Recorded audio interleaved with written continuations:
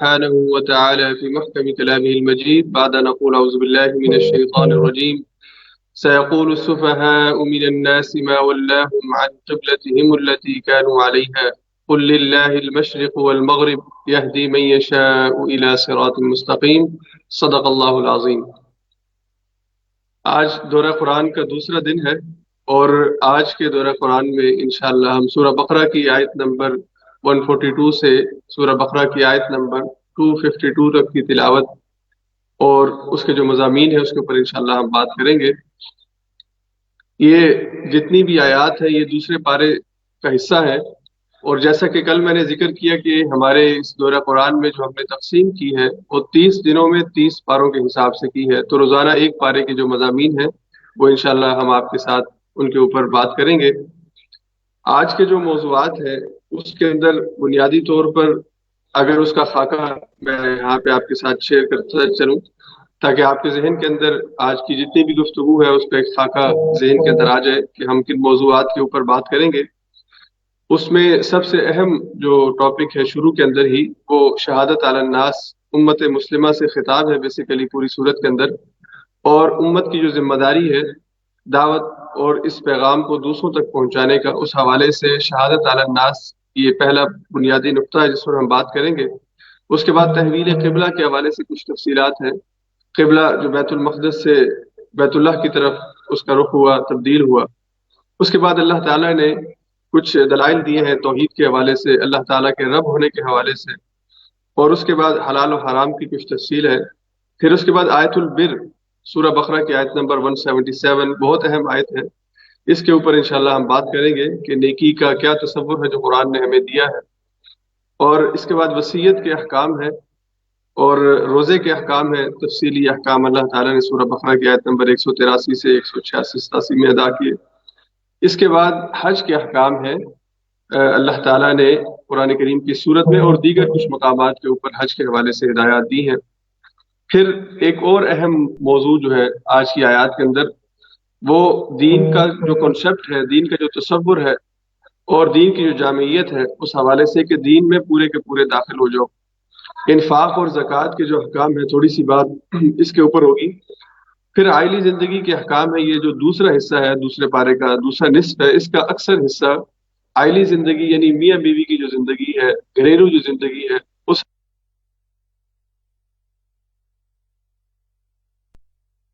کے احکام ہے، طلاق کے احکام ہے.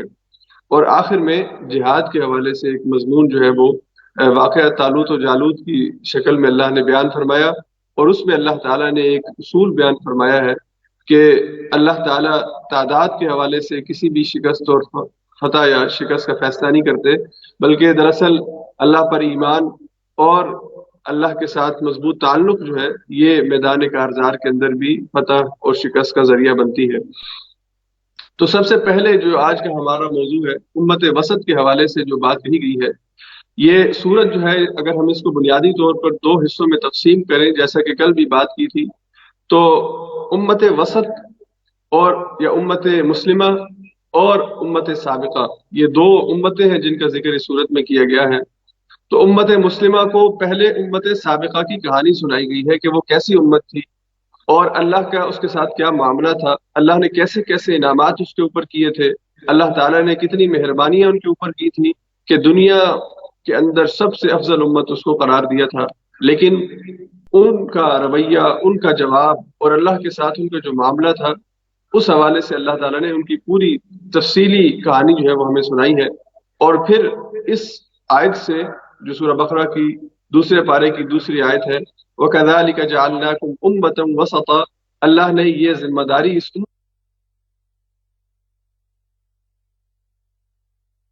کہ دنیا کی امامت اور قیادت اور دنیا کو اللہ کا پیغام پہنچانے کی ذمہ داری، تو یہ امت مسلمہ اس کی ذمہ دار ہے، امت مسلمہ اس کے حوالے سے جواب دہ ہے، اور امت مسلمہ کو یہ منصب اور مقام عطا کیا گیا ہے.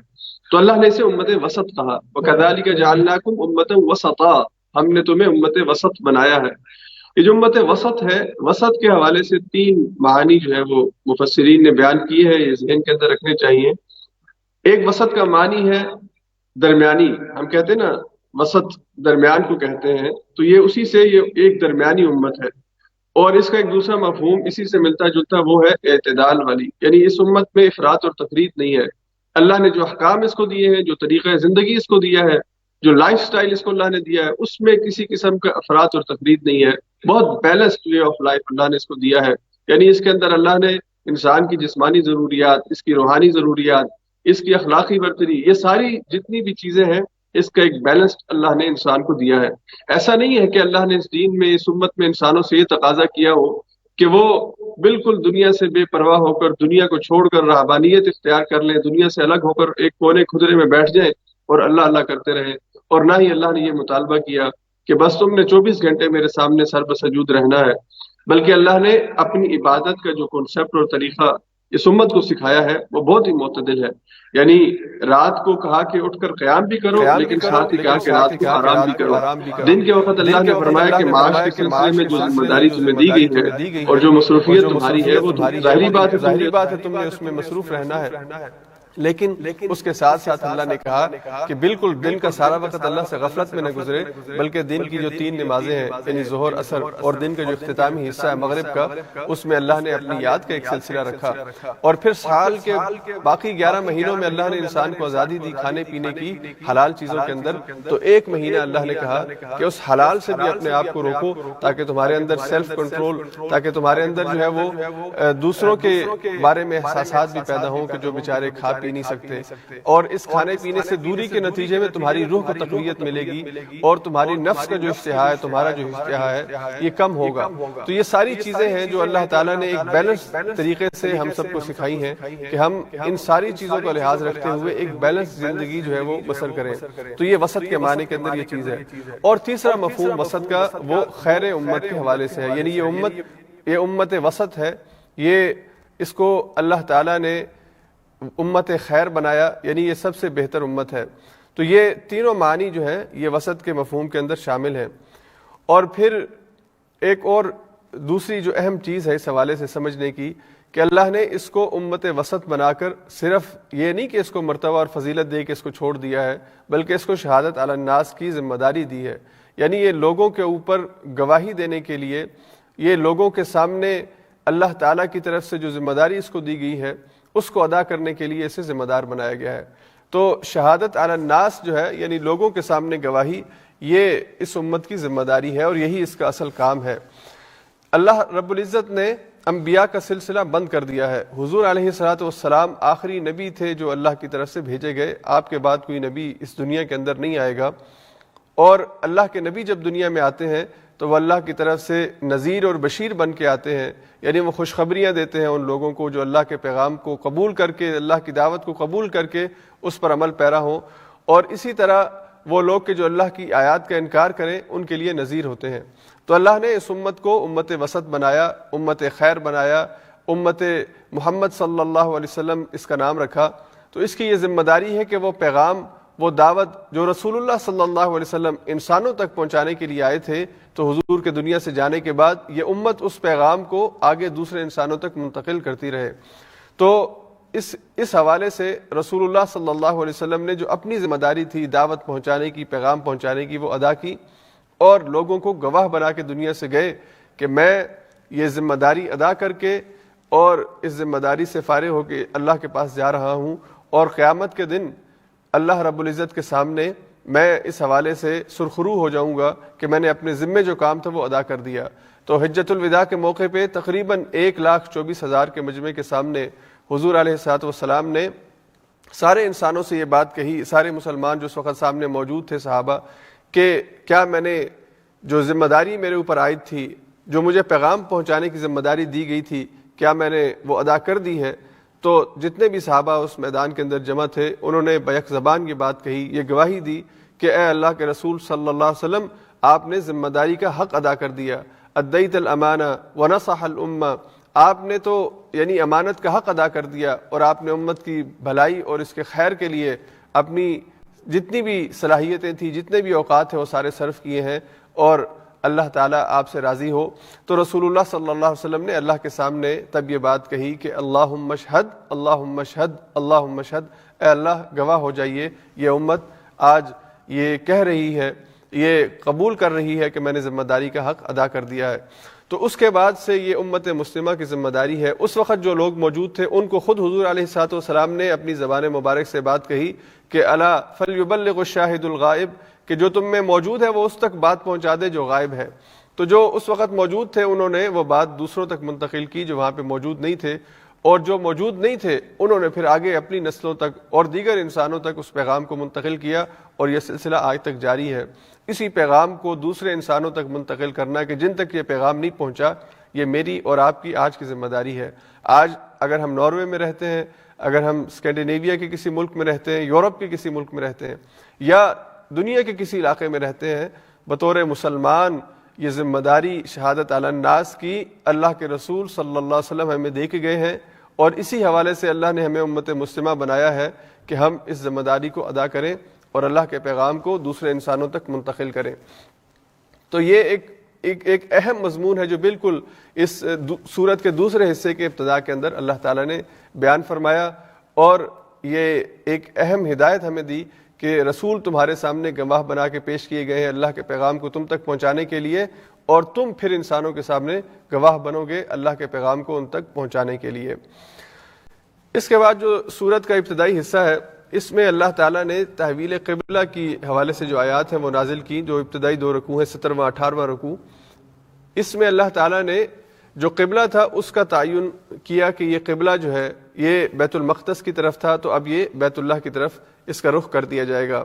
رسول اللہ صلی اللہ علیہ وسلم جب مکہ مکرمہ کے اندر نماز ادا کرتے تھے ہجرت سے پہلے، تو حضور علیہ الصلوۃ والسلام مکہ کے اندر یعنی بیت اللہ کے سامنے جب کھڑے ہوتے تو آپ کی سمت میں سامنے دونوں طرف یعنی سامنے بیت اللہ ہوتا، اور اس سے آگے یروشلم آپ کی یعنی وہ قبلہ بھی اس وقت ظاہری بات ہے یروشلم جو قبلہ تھا بیت المقدس قبلہ تھا، تو حضور علیہ الصلوۃ والسلام اسی طرف رخ کر کے نماز پڑھتے تھے، لیکن مکے میں ہونے کی وجہ سے دونوں قبلے جو تھے یا دونوں اللہ کے گھر جو تھے ان کو آپ اپنے سامنے رکھتے تھے۔ تو پہلے بیت اللہ کے سامنے اور پھر اسی سمت میں آگے جو ہے وہ اگر آپ نقشے کے اوپر یہ چیز دیکھیں کہ مکہ میں اگر انسان کھڑا ہو تو وہ دونوں سمت جو ہے نماز کے اندر ان کو اختیار کر سکتا ہے، اور حضور کی یہی عادت تھی کہ حضور یروشلم کی طرف بھی رخ کرتے تھے، اصل میں قبلہ وہی تھا لیکن کیونکہ آپ مکہ میں موجود تھے تو بیت اللہ بھی آپ کے سامنے ہوتا تھا۔ لیکن جب آپ حضور علیہ الصلوۃ والسلام ہجرت کر کے مدینہ چلے گئے تو مدینہ کے اندر یہ اپرچونٹی یہ سہولت نہیں رہی کہ آپ دونوں قبلوں کو اپنے سامنے رکھیں، اس لیے کہ مدینہ منورہ سے اگر آپ بیت المقدس کی طرف اپنا رخ کرتے ہیں تو مکہ جو ہے وہ آپ کی پشت کے اوپر ہوتا ہے، اور اگر آپ مکہ کی طرف رخ کرتے ہیں تو بیت المقدس آپ کی پشت کے اوپر ہوتا ہے۔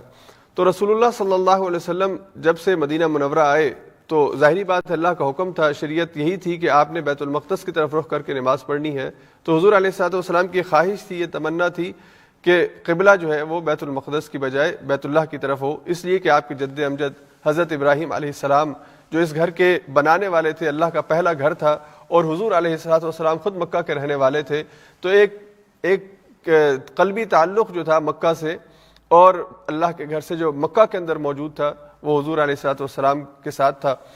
تو حضور علیہ الصلوۃ والسلام اس انتظار میں تھے کہ اللہ کی طرف سے کوئی پیغام آئے گا اور قبلہ جو ہے وہ منتقل ہوگا۔ تو اللہ کی طرف سے پیغام آیا ہجرت کے تقریباً 16 ماہ کے بعد۔ یہ حضور علیہ الصلوۃ والسلام غالباً عصر کی نماز ہے، حدیث کے اندر جو ہے وہ اس کی تفصیلات موجود ہیں، عصر کی نماز ہے اور بعض روایات میں ظہر کی نماز ہے۔ حضور عصر کی نماز ادا کر رہے تھے اور رکوع کی حالت میں یہ وحی جو ہے وہ جبریل امین لے کر آئے کہ فول وجہک شطر المسجد الحرام، آپ مسجد حرام کی طرف اپنا رخ کر لیجئے۔ تو حضور علیہ الصلوۃ والسلام اسی نماز میں آپ بیت المقدس سے بیت اللہ کی طرف آپ نے رخ کیا، اور ظاہری بات ہے کہ جب یہ معاملہ ہوا تو حضور پہلے جہاں امامت کے مقام پہ کھڑے تھے وہ آخری صف بنتی تھی، اور پھر وہیں سے حضور علیہ الصلوۃ والسلام آگے سب سے آخری صف کی طرف آ کے بیت اللہ کی طرف آپ نے رخ کیا، تو آپ امام بنے، اور باقی سب نے بھی پھر اپنی جہتیں جو ہے وہ بیت اللہ کی طرف منتقل کر لیں۔ تو یہ واقعہ جہاں پہ جس مسجد میں ہوا وہ مسجد قبلتین کے نام سے مشہور ہے، جو لوگ عمرہ یا حج کے لیے گئے ہوں وہ لازماً اس مسجد کو بھی وزٹ کرتے ہیں، یہاں پہ نماز 2 رکعت ادا کرتے ہیں۔ تو اللہ نے اس مسجد کو یہ مقام دیا کہ یہیں پہ اس مسجد کے اندر جو نماز ادا کی جا رہی تھی تو قبلے کی تبدیلی کا حکم نماز کی حالت میں اس مسجد کے اندر دیا گیا۔ اور بطور خاص ایک بات جو قرآن کریم کا طالب علم ہے وہ جب قرآن کا مطالعہ کرتا ہے اس کے سامنے آتی ہے کہ اللہ نے کسی بھی حکم کے بارے میں یعنی ایک ہی مقام کے اوپر 3 دفعہ بات نہیں دہرائی. اب اقیم الصلاۃ اگر آپ دیکھیں تو نماز میں تقریباً نماز کا جو حکم ہے یا زکوٰۃ کا جو حکم ہے یہ یعنی کافی دفعہ دہرایا گیا ہے. 700 سے زائد دفعہ نماز کا حکم دیا ہے اللہ تعالیٰ نے قرآن میں. لیکن ایک ہی مقام پر اس طرح ایک ہی حکم جو ہے وہ 3 دفعہ یہ صرف اللہ نے بیت المقدس سے بیت اللہ کی طرف قبلے کی منتقلی کے حوالے سے دیا ہے. تو مفسرین نے اس کی وضاحت میں یہ بات لکھی ہے کہ ذہنوں کے اندر یہ بات راسخ کرنے کے لیے کہ اب جو امامت کی ذمہ داری ہے, جو قیادت کی کا جو اہل ہے وہ امت مسلمہ ہے, اور یہ ذمہ داری بیت المقدس والوں سے لے کر اب بیت اللہ کی طرف منتقل کی جا رہی ہے. تو اللہ تعالیٰ نے 3 دفعہ فولی وجہک شطر المسجد الحرام فولوا وجوہکم شطر المسجد الحرام ومن حیث خرجت فولی وجہک شطر المسجد الحرام, تم جہاں کہیں بھی ہو تو مسجد حرام کی طرف رخ کر کے اپنی نماز ادا کرو گے. اللہ نے تاکیداً 3 دفعہ جو ہے یہ حکم ان آیات کے اندر نازل فرمایا. اس کے بعد ایک اور چیز جو ہے وہ اس سورت کے اندر سورت کے ابتدائی حصے کے اندر ہمیں نظر آتی ہے. ہم نے کل پڑھی تھی حضرت ابراہیم علیہ السلام کی دعا پارے کے آخر میں. جب انہوں نے بیت اللہ کو تعمیر کیا تو انہوں نے اللہ سے دعا کی, اللہ اس گھر کو, اس علاقے کو, اس شہر کو بلدن آمینہ, ایک امن والا شہر بنا دے. اور پھر ساتھ ہی حضرت ابراہیم علیہ السلام نے ایک دعا فرمائی کہ اے اللہ ہماری اس تمام جد و جہد کو جو ہم نے کی, اس کوشش اور کاوش کو تیرے گھر کے بنانے کو, اسے اپنی بارگاہ میں قبول و منظور فرما.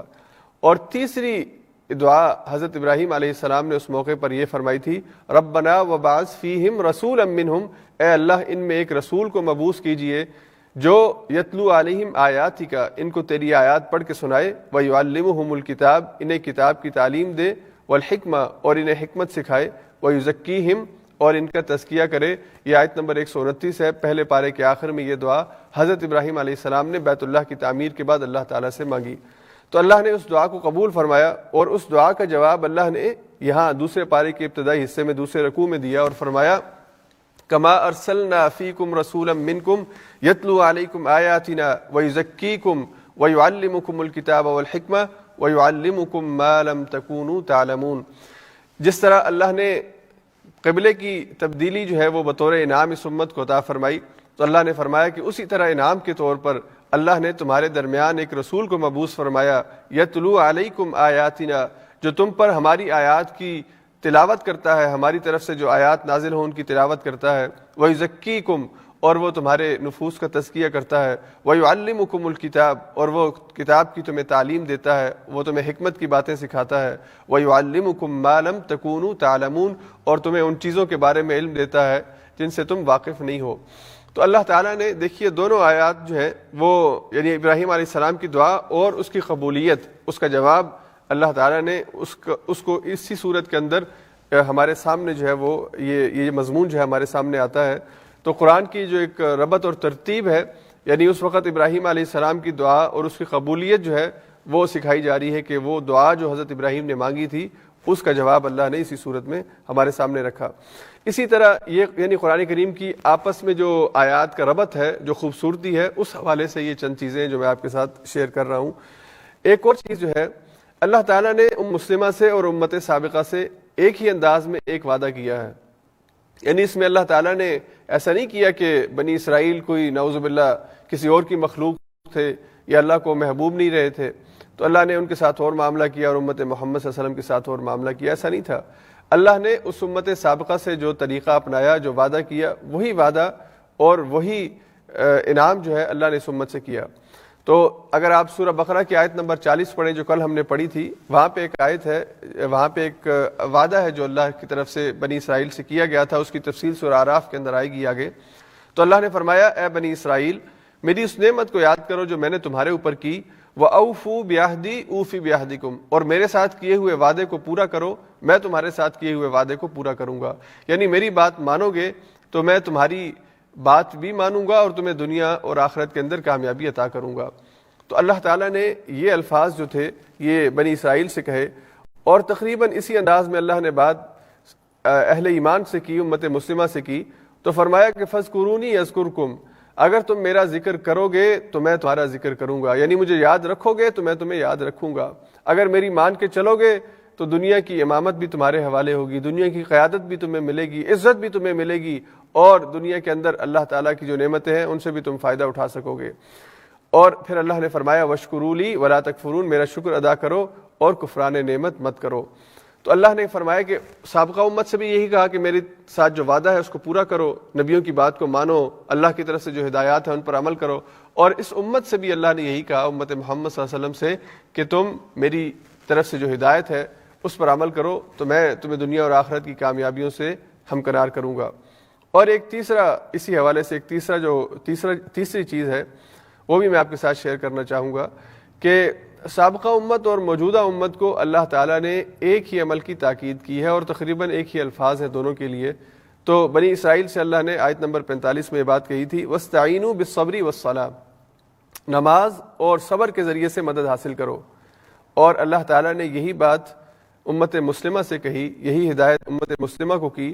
تو آیت نمبر 153 سورہ بقرہ میں اللہ نے فرمایا یا ایھا الذین آمنوا استعینوا بالصبر والصلاۃ، اے ایمان والو مدد طلب کرو صبر کے ساتھ اور نماز کے ساتھ۔ تو مدد طلب کرنا جو ہے اللہ کی طرف سے اللہ سے استقامت مانگنا اور دین کے اوپر عمل کرنا، اس حوالے سے اللہ نے فرمایا کہ نماز اور صبر یہ دو چیزیں اپناؤ۔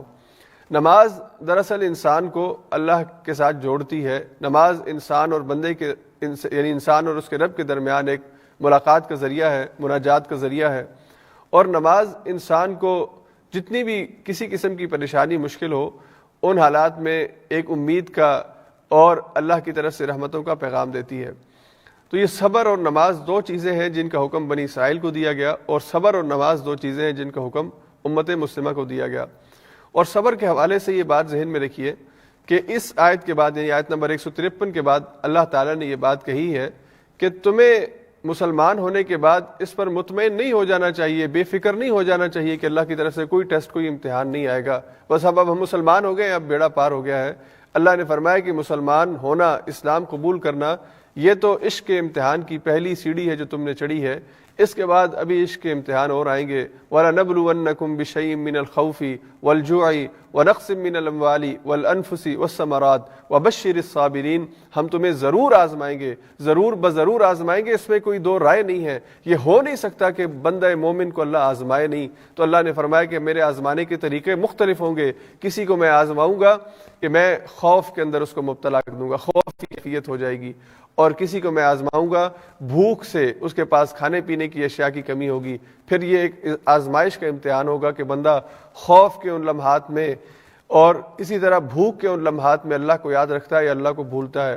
اور پھر اللہ نے فرمایا وَنَقْصٍ مِّنَ الْأَمْوَالِ، اسی طرح تمہارے جو مال تجارت ہے، جو تمہاری فصلیں ہیں یا دیگر اموال ہیں، ان کے اندر کمی کی صورت میں اللہ کی طرف سے آزمائش، یعنی کوئی ایسا امتحان آئے گا۔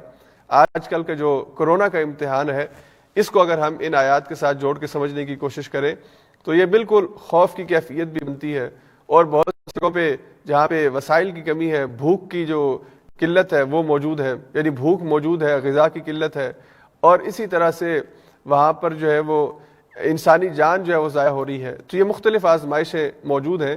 اللہ نے فرمایا وَبَشِّرِ الصَّابِرِينَ، صبر کرنے والوں کو بشارت دے دو جو صبر کا دامن تھام کے رکھیں گے، ان مشکلات میں اللہ کے بارے میں کوئی غلط گمان قائم نہیں کریں گے، اللہ کے بارے میں کوئی غلط بات ذہن کے اندر نہیں لائیں گے، تو ان کو خوشخبری دے دو، اس لیے کہ جب بھی کوئی چیز انسان کی فوت ہو جائے، ضائع ہو جائے، کوئی انسان کا کوئی عزیز دنیا سے چلا جائے، یہ سب سے قیمتی چیز ہوتی ہے جو انسان کھوتا ہے، کہ اس کا باپ یا اس کا بیٹا یا اس کا بھائی یا اس کی بہن یا اس کی ماں جب دنیا سے رخصت ہوتی ہے، تو اس موقع پر بھی اللہ نے فرمایا کہ صبر کا دامن اختیار کرو، اور جو لوگ ان حالات میں بھی جب اس کی کوئی قیمتی چیز اس سے جدا ہو یہ کہے انا للہ و انا الیہ راجعون، تو اللہ تعالیٰ اس سے راضی ہوتے ہیں۔ اور اللہ نے فرمایا کہ اصل میں ہدایت یافتہ لوگ یہی ہیں کہ جو غم اور مصیبت اور تکلیف کے وقت میں صبر کے دامن کو تھام کے رکھتے ہیں، اور اللہ کے سامنے یہ عہد وفا تازہ کرتے رہتے ہیں کہ انا للہ، ہم اللہ ہی کی طرف سے ہیں، و انا الیہ راجعون، اور ہم اللہ ہی کی طرف پلٹ کر جانے والے ہیں۔ تو یہ میرے اور آپ کے لیے بہت اہم سبق ہے کہ ہم نماز اور صبر جو ہے، اور صبر صرف مصیبت کے وقت صبر جو ہے یعنی مصیبت کوئی آ جائے، کوئی تکلیف آ جائے، کوئی بیماری آ جائے، کوئی پریشانی آ جائے، اس وقت اللہ پر ایمان اور استقامت، صبر کا صرف یہی مفہوم نہیں ہے، بلکہ صبر کے مفہوم کے اندر علماء نے یہ بات لکھی اور قرآن کریم کے پورے مطالعے سے یہ بات واضح ہوتی ہے کہ جب انسان کے سامنے شہوات اور خواہشات ہوتی ہیں، اگر انسان ان کو ترک کر دے تو یہ بھی صبر ہے، یعنی ترک معاصی جو ہے، گناہوں کی جو لذت ہے، اس سے اپنے آپ کو روک کے رکھنا۔ کون انسان ہے کہ جو برائی جس کے اندر لذت ہو اس کو ویسے ہی چھوڑ دے؟ اگر کوئی چھوڑتا ہے تو اس وجہ سے صرف چھوڑتا ہے کہ اس کے اللہ نے اس کو اس سے منع کیا ہوا ہے۔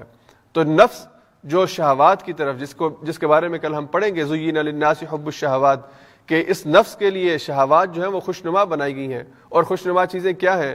یعنی انسان جو ہے وہ اس کو جنسی حوالے سے خواہشات ہوتی ہیں، انسان کو مال جمع کرنے کے حوالے سے خواہشات ہوتی ہیں، انسان کو دنیاوی مال و متاع جو ہے، چاہے وہ بنگلے ہوں، گاڑیاں ہوں، یا سواریاں ہوں، یا اور کوئی صورت ہو، زیور ہو، ان چیزوں کی جمع کرنے کی اور ان کو اکٹھا کرنے کی ایک خواہش ہوتی ہے۔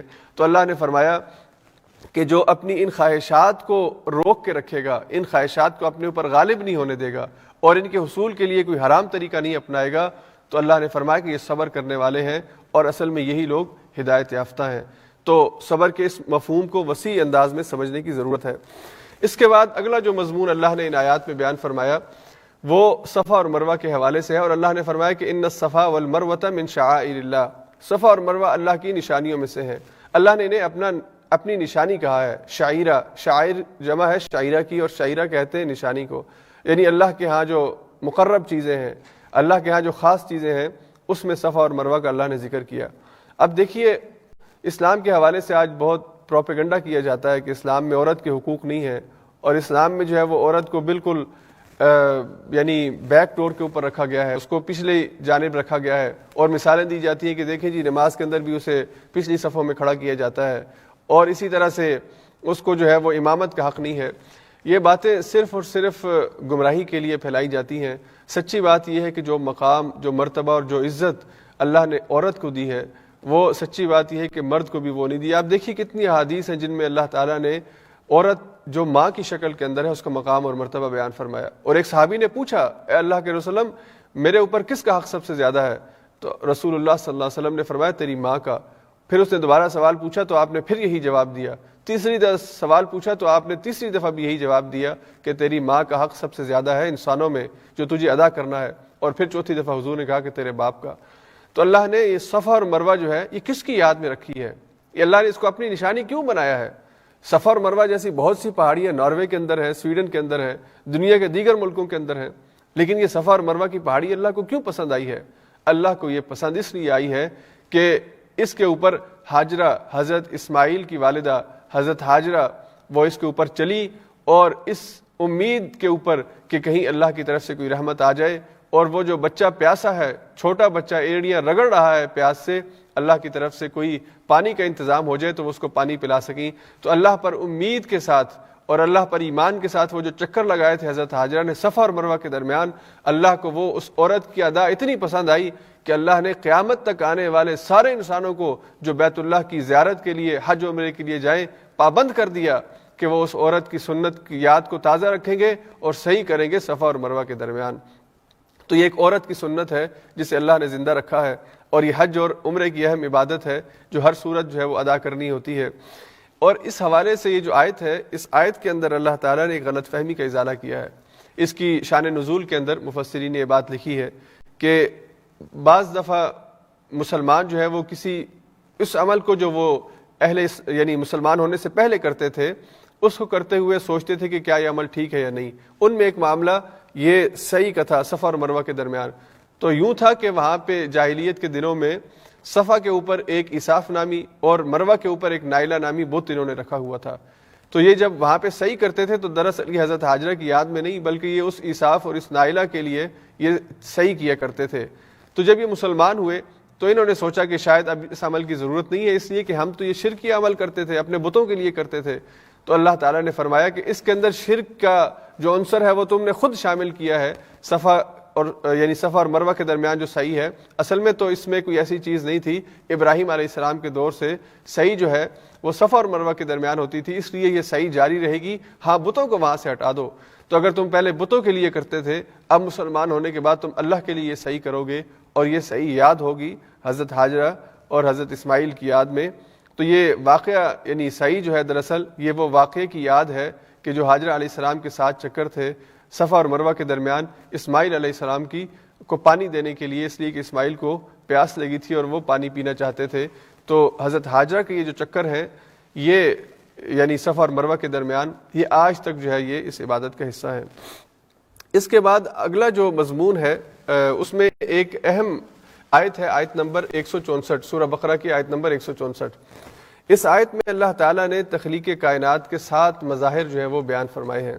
یہ آیت اس حوالے سے اہم ہے کہ اللہ تعالیٰ نے اس جیسی آیت یعنی اس طرح سے کہ ایک ہی آیت کے اندر 7 مختلف مظاہر قدرت کا بیان ہو، اللہ کی تخلیق کا بیان ہو، اور کسی جگہ قرآن میں نہیں ہے۔ تو یہ آیت نمبر 164 اس حوالے سے منفرد ہے۔ اس میں اللہ نے اپنی نشانیوں کا ذکر کیا، اپنی تخلیق کا ذکر کیا، اور اللہ نے پہلے اہل کتاب کو دعوت دی تھی اسلام قبول کرنے کی، اب اللہ نے اہل مکہ کو اور مشرکین کو خطاب کرتے ہوئے کہا کہ بتوں کی پرستش سے اپنے آپ کو روکو، یہ کوئی طریقہ نہیں ہے، یہ فضول قسم کی حرکت ہے، اپنے ہاتھوں سے بت بناتے ہو، انہی کے آگے اپنے آپ کو جھکاتے ہو۔ تو وَإِلَٰهُكُمْ إِلَٰهٌ وَاحِدٌ، تمہارا الہ تو ایک الہ ہے، اس کے سوا کوئی معبود نہیں ہے۔ پھر اللہ نے اپنے اس الہ ہونے کی تعریف اس آیت کے اندر بیان فرمائی کہ تمہارا رب کون ہے۔ وَإِلَٰهُكُمْ إِلَٰهٌ وَاحِدٌ لَا إِلَٰهَ إِلَّا هُوَ الرَّحْمَٰنُ الرَّحِيمُ إِنَّ فِي خَلْقِ السَّمَاوَاتِ وَالْأَرْضِ وَاخْتِلَافِ اللَّيْلِ وَالنَّهَارِ، یہ آیت جو ہے پھر اس میں اللہ نے نشانیاں بیان فرمائی کہ آسمان اور زمین کی پیدائش کرنے والا تمہارا رب وہ خالق ہے، رات اور دن کا ایک دوسرے کے بعد آنا یہ اللہ کی نشانیوں میں سے ہے، اور یہ اللہ ہی ہے جس نے ایسا نظام بنایا ہوا ہے کہ سورج کی اپنا ایک سائیکل ہے، چاند کا اپنا ایک سائیکل ہے، زمین کا اپنا ایک سائیکل ہے، یہ اپنے اپنے مدار میں چلتے ہیں۔ کل فی فلک یسبحون، یہ چل بھی رہے ہیں اور اپنے رب کی حمد اور تسبیح بھی بیان کر رہے ہیں۔ اسی طرح اللہ نے فرمایا سمندر کے اندر جو جہاز اور کشتیاں چلتی ہیں، یہ ان کا چلنا بھی اللہ کے حکم سے ہے، اور یہ اللہ کی نشانیوں میں سے ہے کہ پانی کے اوپر ٹنوں وزن جو ہے وہ چلتا ہے جہاز کی شکل میں، یا بہت بڑے بڑے بحری بیڑے جو ہوتے ہیں وہ چلتے ہیں لیکن وہ پانی میں ڈوبتے نہیں ہیں۔ تو سمندر کا جو سفر ہے یہ اللہ نے کہا کہ میری نشانیوں میں سے ہے۔ اسی طرح بارش کا جو نظام اللہ نے فرمایا کہ بارش برستی ہے، آسمان سے پانی آتا ہے تو زمین کی رویدگی، زمین کے اندر فصل اگتی ہے، اس کے اوپر غور کرو، یہ اللہ کی نشانی ہے۔ اسی طرح جتنے بھی جانور ہیں، جتنے بھی دابہ یعنی جانور اللہ نے پیدا کیے ہیں، جن میں زمین کے اوپر 4 پاؤں سے چلنے والے ہوں، 2 پاؤں سے چلنے والے ہوں، یا زمین پہ رینگنے والے ہوں، یہ سب اللہ کی نشانیاں ہیں۔ اسی طرح اللہ نے فرمایا کہ وَتَصْرِيفِ الرِّيَاحِ، یہ جو ہواؤں کا نظام ہے، یہ جو ہوائیں جو کبھی شمال سے آتی ہیں، کبھی جنوب سے آتی ہیں، ٹھنڈی ہوائیں ہوتی ہیں، گرم ہوائیں ہوتی ہیں، یہ جو بادل رطوبت لیے ہوائیں ہوتی ہیں، یہ ساری چیزیں اللہ نے فرمائی کہ یہ میری نشانیاں ہیں۔ اور پھر آخر میں اللہ نے بادلوں کا ذکر فرمایا، وَالسَّحَابِ الْمُسَخَّرِ، جو معلق ہے فضا کے اندر، اور اس کے اندر اللہ نے پانی کا ذخیرہ اکٹھا کیا ہوا ہے۔ اس میں اللہ نے فرمایا لآیات، نشانیاں ہیں، لقوم یعقلون، ان لوگوں کے لیے کہ جو عقل سے کام لیتے ہیں۔ پھر اس کے بعد آگے جو آیات آ رہی ہیں اس میں اللہ تعالیٰ نے حلال اور حرام کے حوالے سے چند ہدایات دی ہیں، اور اللہ تعالیٰ نے ایک بات یہاں پہ ایک آیت کے اندر ایک اہم بات کہی ہے، وہ ہے والذین آمنوا اشد حبا للہ، جو ایمان والے ہیں ان کی شدید ترین محبت اللہ سے ہوتی ہے۔ یعنی ایمان لانے کے بعد انسان کی محبت کا سب سے زیادہ حقدار اس کا خالق اور اس کا مالک ہوتا ہے، اس لیے کہ اسی نے زندگی کی ساری نعمتیں اور ساری رحمتیں دی ہوتی ہیں۔ تو اللہ نے فرمایا کہ اللہ کی طرف سے، اور ایمان والے جو ہوتے ہیں وہ اللہ کی طرف سے جس چیز کو حلال قرار دیا جائے اسے حلال جانتے ہیں، اور جس چیز کو حرام قرار دیا جائے اسے حرام سمجھ کر اس سے اجتناب کرتے ہیں۔ یہ شیطان کا طریقہ ہے کہ وہ حلال کو حرام بنا دے یا حرام کو حلال کہہ دے۔ تو اللہ نے فرمایا کہ جتنی بھی پاکیزہ چیزیں ہیں جنہیں عقل انسانی پاکیزہ سمجھتی ہے، وہ پاکیزہ چیز ہے، وہ استعمال کے قابل ہے، وہ کھانی چاہیے، اللہ کی نعمت ہے۔ اللہ نے فرمایا یا ایھا الناس کلوا مما فی الارض حلالا طیبا، اے انسانوں کھاؤ اس میں سے جو کچھ بھی پاکیزہ ہے زمین کے اوپر اللہ نے تمہارے لیے پیدا کیا ہے۔ اللہ پاکیزہ چیز جو بھی پیدا کرتا ہے وہ اس کو تم استعمال کر سکتے ہو۔ اور اللہ نے فرمایا ولا تتبعوا خطوات الشیطان، شیطان کی پیروی مت کرو۔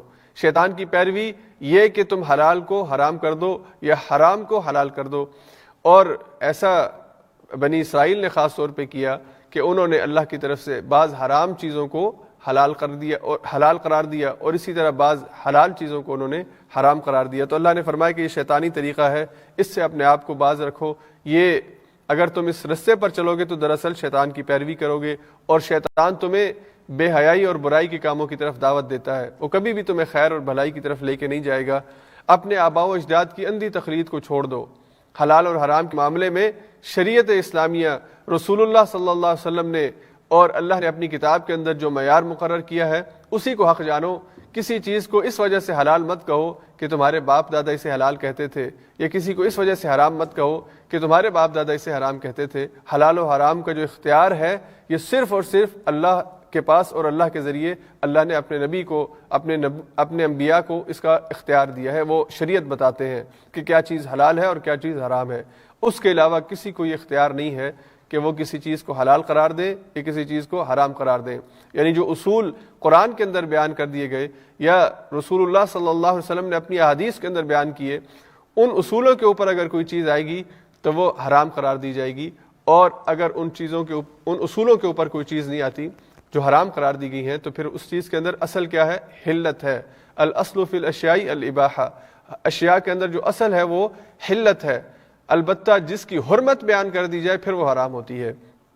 تو کوئی چیز جس کی حرمت بیان نہ کی گئی ہو یا وہ کسی ایسے اصول کی وجہ سے حرام نہ قرار پاتی ہو جو قرآن اور سنت کے اندر بیان کیا گیا ہو تو اسے حرام نہیں قرار دیا جا سکتا. حرام وہی ہے کہ جو نام کے ساتھ اللہ نے اپنی کتاب میں یا رسول اللہ صلی اللہ علیہ وسلم نے اپنی زبان مبارک سے بتائی ہو، یا کوئی ایسا اصول بتایا ہو اللہ کی کتاب نے یا رسول اللہ صلی اللہ علیہ وسلم نے، اور اس کی زد میں کوئی چیز آ جائے جو حرام کے اصول ہے تو پھر وہ حرام قرار پائے گی. اور اللہ نے ان آیات میں 4 چیزوں کا بطور خاص ذکر فرمایا کہ اللہ نے خون کو حرام قرار دیا ہے. خون پیا نہیں جا سکتا، کسی بھی قسم کا خون جو ہے سوائے 2 خون کے، ایک جو جگر کے ساتھ خون ہوتا ہے اور جو اس سے الگ نہیں کیا جا سکتا، وہ خون جو ہے اس کی اجازت ہے. وہ استعمال، یعنی وہ خون دراصل استعمال نہیں ہوتا، وہ خون کیونکہ الگ نہیں ہوتا اس وجہ سے وہ استعمال میں لایا جاتا ہے. وگرنہ بہتا ہوا خون، اس کی ایک اور تشریح قرآن نے فرمائی کہ دم مسفوح جو ہے، بہتا ہوا خون، وہ اللہ نے حرام قرار دیا ہے. اسی طرح سے اللہ نے فرمایا کہ دوسری چیز جو حرام ہے وہ مردار ہے. مردہ جانور، مردار جو ہے، یہ شریعت اسلامیہ کے اندر اس کو حرام قرار دیا گیا ہے. کسی بھی وجہ سے کسی جانور کی ڈیتھ ہو جائے، گرنے کی وجہ سے، بیماری کی وجہ سے یا کسی اور وجہ سے، تو حرام جانور جو ہے وہ نہیں کھایا جا سکتا. پھر اللہ نے فرمایا کہ خنزیر کو حرام کیا ہے، سور کو حرام قرار دیا گیا ہے. اور اس کے اندر اس کے حرمت کی کیا وجہ ہے اللہ نے یہ نہیں بیان فرمائی. اللہ نے جب فرمایا کہ انما حرم علیکم المیتہ، کہ میں نے تم پر حرام کیا ہے مردار کو، گوشت، یہ خون کو، اور اسی طرح سے سور کو، تو اللہ نے وجہ نہیں بیان فرمائی.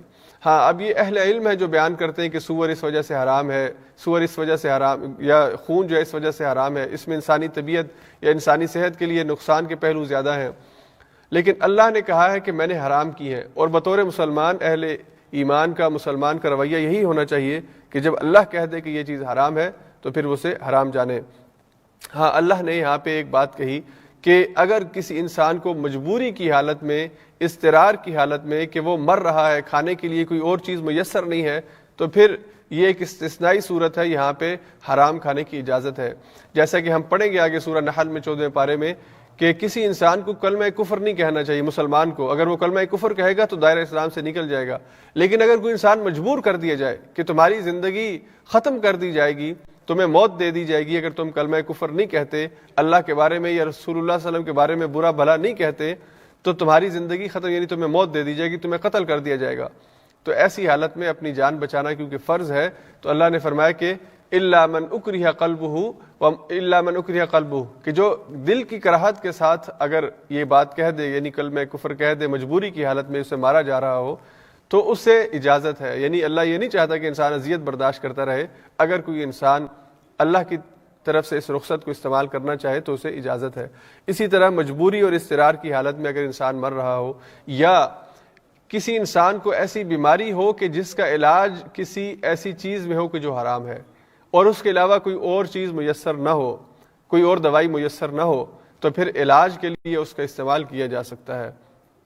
اور اس میں جو ہے وہ تفصیل کافی زیادہ ہے، اب ہمارے پاس وقت نہیں ہے، تو اصول کی بات جو ہے موٹی بات سمجھ لیں کہ حرام چیز جو ہے اس کا صرف اس صورت میں استعمال جائز ہے جب انسانی جان بچانے کے لیے اسے استعمال کیا جائے اور اس کے علاوہ کوئی اور الٹرنیٹو نہ ہو، یعنی انسان مر رہا ہو تو حرام کھا سکتا ہے، اور اس میں بھی اللہ نے 2 شروط کا ذکر کیا کہ اتنا کھائے جتنا زندہ رہنے کے لیے ضروری ہے، یعنی اس کو زندہ رہنا ضروری ہے تو اتنا کھا لے، تھوڑی یعنی مقدار اس کی کھا لے، اور دوسرا یہ کہ وہ دل کی کراہت کے ساتھ کھائے کہ اللہ مجھے یہ حرام چیز پسند نہیں ہے، میں مجبور ہو گیا ہوں، میرے علاج کے لیے اس کے علاوہ کوئی چیز نہیں ہے، اس لیے مجھے مجبوراً، تو دل کی جو کراہت ہے یہ بھی ساتھ ہو۔ اس کے بعد اللہ تعالیٰ نے آیت البر نازل فرمائی، یہ آیت نمبر 177 ہے سورہ بقرہ کی، اور اس میں اللہ تعالیٰ نے جو اہم بات ہے اس آیت کا، جو ایک کہہ لیں کہ مین ٹاپک ہے، وہ ہے مظاہر دین اور روح دین کے حوالے سے۔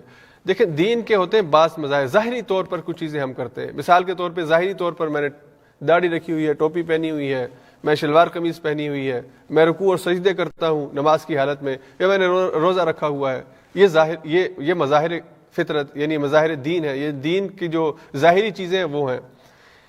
اسی طرح دین کی ایک روح ہے کہ کسی بھی دین کا جو عمل ہے اس کے اندر جو روح ہے، جو اسنس ہے، جو اس کا مغز ہے، اس پر جو ہے وہ عمل کیا جائے، اس کو اصل سمجھا جائے۔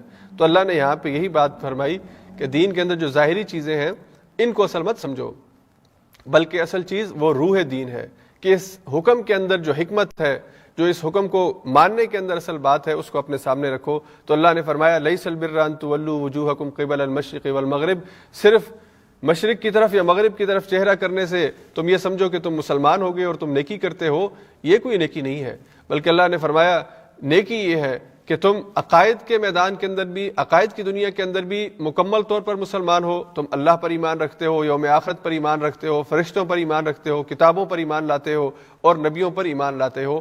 تو یعنی عقائد کا پورا پیکج تمہارے سامنے، ایسا نہیں ہے کہ تم کسی نبی پر ایمان لے اور کسی کا انکار کر دو اور کہو کہ میں مومن ہوں، نہیں، یہ نہیں ہو سکتا۔ تم اگر ایمان نبیوں پر لاتے ہو تو سارے نبیوں پر ایمان لانا ہے، اسی طرح ساری کتابوں پر ایمان لانا ہے۔ تو یہ عقائد کے حوالے سے اللہ نے اصلاح فرمائی کہ سب نبیوں پر ایمان، سب کتابوں پر ایمان اور آخرت کے دن پر ایمان اور اللہ پر ایمان، یہ عقیدے کی بنیادی چیزیں ہیں۔ پھر اللہ نے فرمایا وآت المال علی حبہ ذوی القربى والیتامى والمساکین وابن السبیل والسائلین وفی الرقاب، کہ وہ اپنا مال خرچ کرتے ہیں اللہ کے راستے میں اس کی محبت کی خاطر، یعنی مال اللہ کی محبت کی وجہ سے خرچ کرتے ہیں، یا دوسرا اس کا ترجمہ یہ ہے کہ وہ مال کی محبت کے باوجود اللہ کے لیے خرچ کرتے ہیں، اپنی پسندیدہ چیزوں کو مال کے ساتھ محبت کے باوجود صرف اس وجہ سے خرچ کرتے ہیں کہ اللہ نے اس کا حکم دیا خرچ کرنے کا۔ اور خرچ کہاں پہ کرتے ہیں؟ ذوی القربہ، اپنے قریبی رشتہ داروں پر، یتیموں پر، مسکینوں پر، مسافروں پر، اور جو بھی سوال لے کر ان کے سامنے آ جائے اس پر، اور جو جن کی گردنیں چھڑوانی، اس وقت ایک غلامی کا سسٹم تھا، تو ان کے اوپر اپنا مال خرچ کرتے ہیں۔ یہ نیکی کرنے والے ہیں۔ نیکی کا مفہوم یہ ہے کہ وہ پھر انفاق جب خرچ کرتے ہیں تو ان میں سے کسی کے اوپر یا ان سب کے اوپر جو ہے وہ خرچ کرتے ہیں۔ اور پھر یہ یعنی مال خرچ کرنے کے حوالے سے اصلاح فرمائی نیکی کے مفہوم کے اندر۔ اور تیسری اللہ نے فرمایا وَأَقَامَ الصَّلَاةَ وَآتَى الزَّكَاةَ، اور نیکی کا ایک اہم حصہ یہ ہے کہ انسان نماز بھی ادا کرے، نماز قائم کرنے والا ہو اور زکوٰۃ بھی دینے والا ہو، جو مال اللہ نے زکوٰۃ کی صورت میں فرض کیا ہے وہ ادا کرے۔ اور پھر اللہ نے فرمایا کہ اخلاقی طور پر بھی وہ اچھا انسان ہو، وہ نیک انسان ہے۔ فرمایا وَالْمُوفُونَ بِعَهْدِهِمْ إِذَا عَاهَدُوا، جب وہ وعدہ کرتے ہیں تو اپنے وعدے کو پورا کرتے ہیں۔ اور وعدے کی پابندی جو ہے یہ مومن کا ایک اہم شیوا ہے، بلکہ اللہ نے حکم دیا کہ اپنے وعدوں کو پورا کرو، اوفوا بالعقود، اپنے وعدوں کو پورا کرو۔ اور یہاں پہ بطور خاص میں یورپین اس پس منظر کے اندر آپ سے کہنا چاہوں گا، اس لیے کہ اکثر سامعین جو ہیں وہ انہی ملکوں سے اس وقت سن رہے ہیں، کہ وعدے کا جو پورے کرنے کا حکم دیا ہے اللہ نے ہر ایک کے ساتھ وعدہ پورا کرنے کا حکم دیا ہے۔ ہمارے ہاں بعض لوگ یہ غلط بات کہتے ہیں کہ اہل ایمان صرف اہل ایمان کے ساتھ وعدے کو پورا کریں، کافروں کے ساتھ وعدہ پورا کرنے کی یا قول کو پورا کرنے کی ضرورت نہیں ہے، یہ غلط بات ہے۔ اللہ کے رسول صلی اللہ علیہ وسلم کی زندگی کا مطالعہ کریں، آپ صلی اللہ علیہ وسلم اخلاقی حوالے سے بلند ترین مرتبے پر فائز ہیں، اور آپ کی زندگی میں ایک نہیں، دو نہیں، کئی واقعات ہیں کہ آپ نے جب کسی نان مسلم سے، کسی غیر مسلم سے، حتیٰ کہ اپنے دشمن سے بھی کوئی معاہدہ کیا ہو تو اس معاہدے کو آپ نے پورا کیا ہے۔ آپ نے کبھی معاہدے کی خلاف ورزی نہیں کی، آپ نے کبھی اپنی بات جو کسی سے آپ نے طے کر رکھی ہو اس کے خلاف کوئی کام کیا ہو۔ اس لیے بات کی جو مضبوطی ہے، یعنی جو آپ کا وعدہ ہے اسے پورا کرنا، چاہے وہ مسلم کے ساتھ ہے یا غیر مسلم کے ساتھ ہے، یہ بہت ضروری ہے، اور یہ اہل ایمان کی ایک بنیادی صفت ہونی چاہیے۔ تو اللہ نے فرمایا کہ وہ اپنے وعدے کو پورا کرتے ہیں جب وہ کریں، والصابرین فی البأساء، اور وہ صبر کرنے والے ہوتے ہیں جب مشکل حالات آ جائیں، تنگی کے حالات آ جائیں، جنگ کے حالات ہوں، تو ثابت قدمی کے ساتھ اللہ پر ایمان رکھ کر وہ ڈٹے رہتے ہیں۔ اگر کہیں پہ کوئی مشکل آ جائے تو صرف اس وجہ سے کہ وہ کھڑے نہیں رہ سکتے، وہ برداشت نہیں کر سکتے، وہ اپنے دین کو چھوڑ دیں، نہیں، وہ ایسے نہیں ہوتے، بلکہ جتنے بھی مشکل حالات آ جائیں وہ اللہ کے دین کے اوپر عمل کرنے والے ہوتے ہیں، ثابت قدم رہتے ہیں۔ اور اللہ نے فرمایا اولئک الذین صدقوا، یہی لوگ ہیں جو سچے لوگ ہیں، واولئک هم المتقون، اور یہی لوگ ہیں کہ جو متقی لوگ ہیں۔ تو صداقت اور تقوی یہ اگر ہم چاہتے ہیں کہ ہمارے اندر پیدا ہو تو پھر، اور نیکی کا اصل مفہوم ہمیں سمجھ میں آئے تو پھر ہمیں ان ساری ہدایات کے اوپر عمل کرنا ہوگا۔ دین کا یہ غلط تصور ہے کہ آپ یہ کہیں کہ بس میں نے نماز ادا کر دی ہے اور میں نے حج کر لیا ہے اور میں نے رمضان کے روزے رکھ لیے ہیں، اب میں جو ہے وہ مکمل نیک انسان ہوں اور میرے اندر کسی قسم کی کمی نہیں ہے۔ اور اسی طرح سے ہمارے ہاں یہ دو الگ الگ جو افراط و تفریط کے حوالے سے ہم شکار ہوئے، دو مختلف حوالوں سے، اس کا بھی میں یہاں پہ نشاندہی کرتا جاؤں کہ ہمارے ہاں بعض طور پہ یہ بات سننے کو ملتی ہے کہ جی دیکھیں اچھا انسان ہونا چاہیے، اچھا اخلاق ہونا چاہیے، انسان دوسرے انسانوں کی عزت کرے، ان کے حقوق ادا کرے، جب وعدہ کرے تو اسے پورا کرے، بات کرے تو سچی بات کرے، یعنی جو اخلاقی چیزیں ہیں بس ان کا لحاظ رکھنا چاہیے، یہ ہو تو بس پھر کسی اور چیز کی ضرورت نہیں ہے۔ اور دوسری طرف دوسرے ہمارے بھائی ہیں جو کہتے ہیں کہ لباس ایسا ہونا چاہیے، آپ کی ساخت ایسی ہونی چاہیے، آپ کی ظاہری طور پر جو ہے وہ یعنی ٹوپی سر پہ ہو، داڑھی ہو، آپ کی جو شلوار ہے یہ ٹخنوں سے اوپر ہو، شلوار قمیض ہو، پینٹ بالکل نہیں آپ پہن سکتے، یعنی وہ ظاہری طور پر یہ پابندیاں لگاتے ہیں اور سمجھتے ہیں کہ یہی اصل دین ہے، بلکہ دین ہے ہی ان چیزوں کا نام۔ تو اللہ تعالیٰ نے یہاں پہ اس چیز کی اصلاح فرمائی کہ عقائد کے حوالے سے بھی، عبادات کے حوالے سے بھی اور اخلاق کے حوالے سے بھی ہر چیز کے اندر اللہ کو آپ کی طرف سے کمال مطلوب ہے۔ آپ کو عقائد کے حوالے سے بھی اپنے آپ کو مضبوط مسلمان بنانا ہے، یعنی عقیدہ بھی ٹھیک رکھنا ہے، اللہ پر ایمان ہو اور سچا اور پکا اور خالص ایمان ہو، اس میں کسی قسم کی شرک کی ملاوٹ نہ ہو، اور اسی طرح سے اس کے بعد آپ نے عبادات بھی اختیار کرنی ہے، آپ نے نماز کی پابندی کرنی ہے، آپ نے زکوٰۃ ادا کرنی ہے جو بھی آپ پر فرض ہوتی ہے، انفاق آپ کی عادت ہونی چاہیے، آپ نے رمضان کے روزے جو فرض ہیں رکھنے ہیں، اور اللہ نے استطاعت دی ہے تو حج بھی کرنا ہے، اور اس کے بعد پھر اخلاقی حوالے سے بھی آپ نے اپنے آپ کو بہتر کرنا ہے۔ آپ اپنی جان نہیں چھڑا سکتے یہ کہہ کر کہ مجھے رشوت دینے کی اجازت ہے، مجھے جھوٹ بولنے کی اجازت ہے، مجھے دوسرے کا مال کھانے کی اجازت ہے، اس لیے کہ میں نماز پڑھتا ہوں، اس لیے کہ میں رمضان کے اندر جو ہے وہ بہت صدقات کرتا ہوں۔ اگر میں رمضان کے صدقات، رمضان کے اندر عبادات، ان کو ہی اپنی نظریہ نجات سمجھتا ہوں تو پھر ہم اس آیت کو نہیں سمجھتے۔ اس آیت کا مطلب یہ ہے کہ ہم نے عقائد کے اندر بھی، معاملات کے اندر بھی، اخلاق کے اندر بھی ہر حوالے سے اپنے آپ کو کامل کرنا ہے۔ اس کے بعد آگے کچھ احکام وصیت کے حوالے سے ہے۔ اب میں تھوڑا سا تیز چلوں گا، ہمارے پاس وقت کی کمی ہے اور مضامین کافی زیادہ بھی رہتے ہیں، تو میں اشارتاً کچھ باتیں جو ہے وہ کرتا جاؤں گا تاکہ ہم ان چیزوں کو جو ہے اپنے ذہن کے اندر رکھیں۔ وصیت کا جو حکم ہے یہ پہلا حکم ہے جو ان آیات کے اندر دیا گیا تھا، اس سے پہلے کوئی وصیت کا یا وراثت کا طریقہ کار اسلام میں وضع نہیں کیا گیا تھا۔ تو اللہ تعالیٰ نے اس کے بعد سورہ نساء میں وراثت کی تفصیلی احکام جو ہے وہ نازل کیے ہیں۔ سورہ نساء ہم پڑھیں گے 4 پارے میں، تو وہاں پہ یہ تفصیل اس کی آ جائے گی کہ کس کا کتنا حصہ ہے۔ اور وراثت کے وصیت کے حوالے سے ایک اہم ہدایت یہ بات ذہن میں رکھنی چاہیے کہ وصیت اپنے مال میں سے جو ہے وہ 1/3 میں کی جا سکتی ہے، بجائے اس ٹاپک میں جانے کی کہ وصیت ہم کر سکتے ہیں یا نہیں کر سکتے۔ وصیت ہم کر سکتے ہیں اور 1/3 مال کے اندر جو ہے وہ ہمیں وصیت کی اجازت ہے، یعنی اگر ہمارے پاس 3 ملین ہے وراثت میں تو ہم 1 ملین کے اندر وصیت کر سکتے ہیں، اور وصیت وارثوں کے حق میں نہیں ہوتی اس لیے کہ ان کے حصے مقرر ہیں، بلکہ اس کے علاوہ اگر ہم کوئی خیرات کا کام کرنا چاہتے ہیں، بھلائی کا کام کرنا چاہتے ہیں، اس حق میں ہوگی۔ یعنی اگر کوئی انسان فوت ہو رہا ہے تو وہ یہ وصیت نہیں کر سکتا کہ میری جتنی پراپرٹی ہے 5 ملین کی، 10 ملین کی، وہ ساری کی ساری اللہ کے رستے میں دے دو، اس کو ہاسپٹل بنوا دو اور وارثوں کو محروم کر دے، ایسا وہ نہیں کر سکتا۔ ہاں وہ اپنے مال میں سے صرف 1/3 جو ہے اس کی وصیت کر سکتا ہے، 2/3 بہرحال وارثوں میں تقسیم ہوگا۔ اور زندگی کے اندر اگر وہ اپنی اولاد کو، اپنے وارثوں کو خوش نوازتا ہے تو پھر وہ ساروں کی اس کے اندر اسے کنسنٹ لینی پڑتی ہے۔ یعنی اگر کسی انسان کے 4 بیٹے 2 بیٹیاں ہوں اور وہ ان میں سے کسی کو کچھ دینا چاہتا ہو، کوئی تحفہ، کوئی انعام، کوئی پلاٹ، کوئی مکان کا حصہ، تو پھر باقی جتنے ورثاء ہیں ان کو ان کی کنسنٹ یعنی ان کی رضامندی اور ان کے ساتھ بیٹھ کر افہام و تفہیم سے معاملہ کرنا پڑے گا، اس لیے کہ اگر وہ اپنی مرضی سے کوئی معاملہ کرتا ہے اور باقی وارث اس حوالے سے ان کا کنسنٹ نہیں لیا جاتا تو ان کے درمیان لڑائی پیدا ہونے کا خدشہ ہے، ان کے درمیان غلط فہمی پیدا ہونے کا خدشہ ہے. اس لیے اس کو جو ہے وہ دوسروں کے ساتھ ان کی کنسنٹ لے کر کرنا پڑے گا. اور ایک اہم بات کہ اگر کوئی انسان کسی کو اپنی وصیت لکھواتا ہے تو وہ وصیت لکھنے والے کی ذمہ داری ہے کہ جو وصیت لکھوائی جا رہی ہے اس کو اسی طرح سے لکھے جس طرح لکھوائی جا رہی ہے، اور اس کو اسی طرح سے آگے بیان کر دے جس طرح اس نے لکھی ہے، یعنی اس میں خیانت نہ کرے. بعض دفعہ ایسا ہوتا ہے کہ جو وصیت لکھوانے والا ہے، یعنی باپ اگر فوت ہو رہا ہے اور وہ اپنے بیٹے کو وصیت لکھوا رہا ہے تو بیٹا ہو بہو وہی وصیت دوسروں کو نہیں بتاتا، وارثوں کو نہیں بتاتا، اس میں رد و بدل کر دیتا ہے. تو اللہ نے فرمایا کہ ایسا مت کرو، جو وصیت کہی جائے اس کو دوسرے تک منتقل کر دو. تو وراثت کے احکام میں پھر انشاءاللہ ہم اس کے اوپر بات کریں گے. اس کے بعد اللہ تعالیٰ نے روزے کے احکام بیان فرمائے ہیں، اور یہ قرآن کریم میں جو جتنی بھی ارکان اسلام ہے، یعنی کلمہ شہادت ہے، نماز ہے، روزہ، زکوٰۃ اور حج، تو روزہ اس حوالے سے منفرد ہے کہ اللہ نے صرف ان 4 آیات میں روزے کے احکام بیان فرمائے ہیں. اس کے علاوہ پورے قرآن میں باقی کسی جگہ روزے کے احکام جو ہیں وہ اللہ نے بیان نہیں کیے. تو ان آیات میں اللہ نے 5 اہم چیزیں بیان فرمائی ہیں، وہ میں مختصراً آپ کے ساتھ بیان کر دیتا ہوں. اللہ نے روزے کا مقصد بیان فرمایا کہ روزہ اللہ نے فرض کیوں کیا ہے، یہ لازمی کیوں ہے. تو اللہ نے اس کے مقصد کو بیان کرتے ہوئے فرمایا لعلکم تتقون، تاکہ تمہارے اندر تقوی کی صفت پیدا ہو جائے. اور تقوی کا مطلب کیا ہے کہ تم اللہ کی موجودگی کا احساس ہر وقت اپنے ذہن کے اندر تازہ کر لو.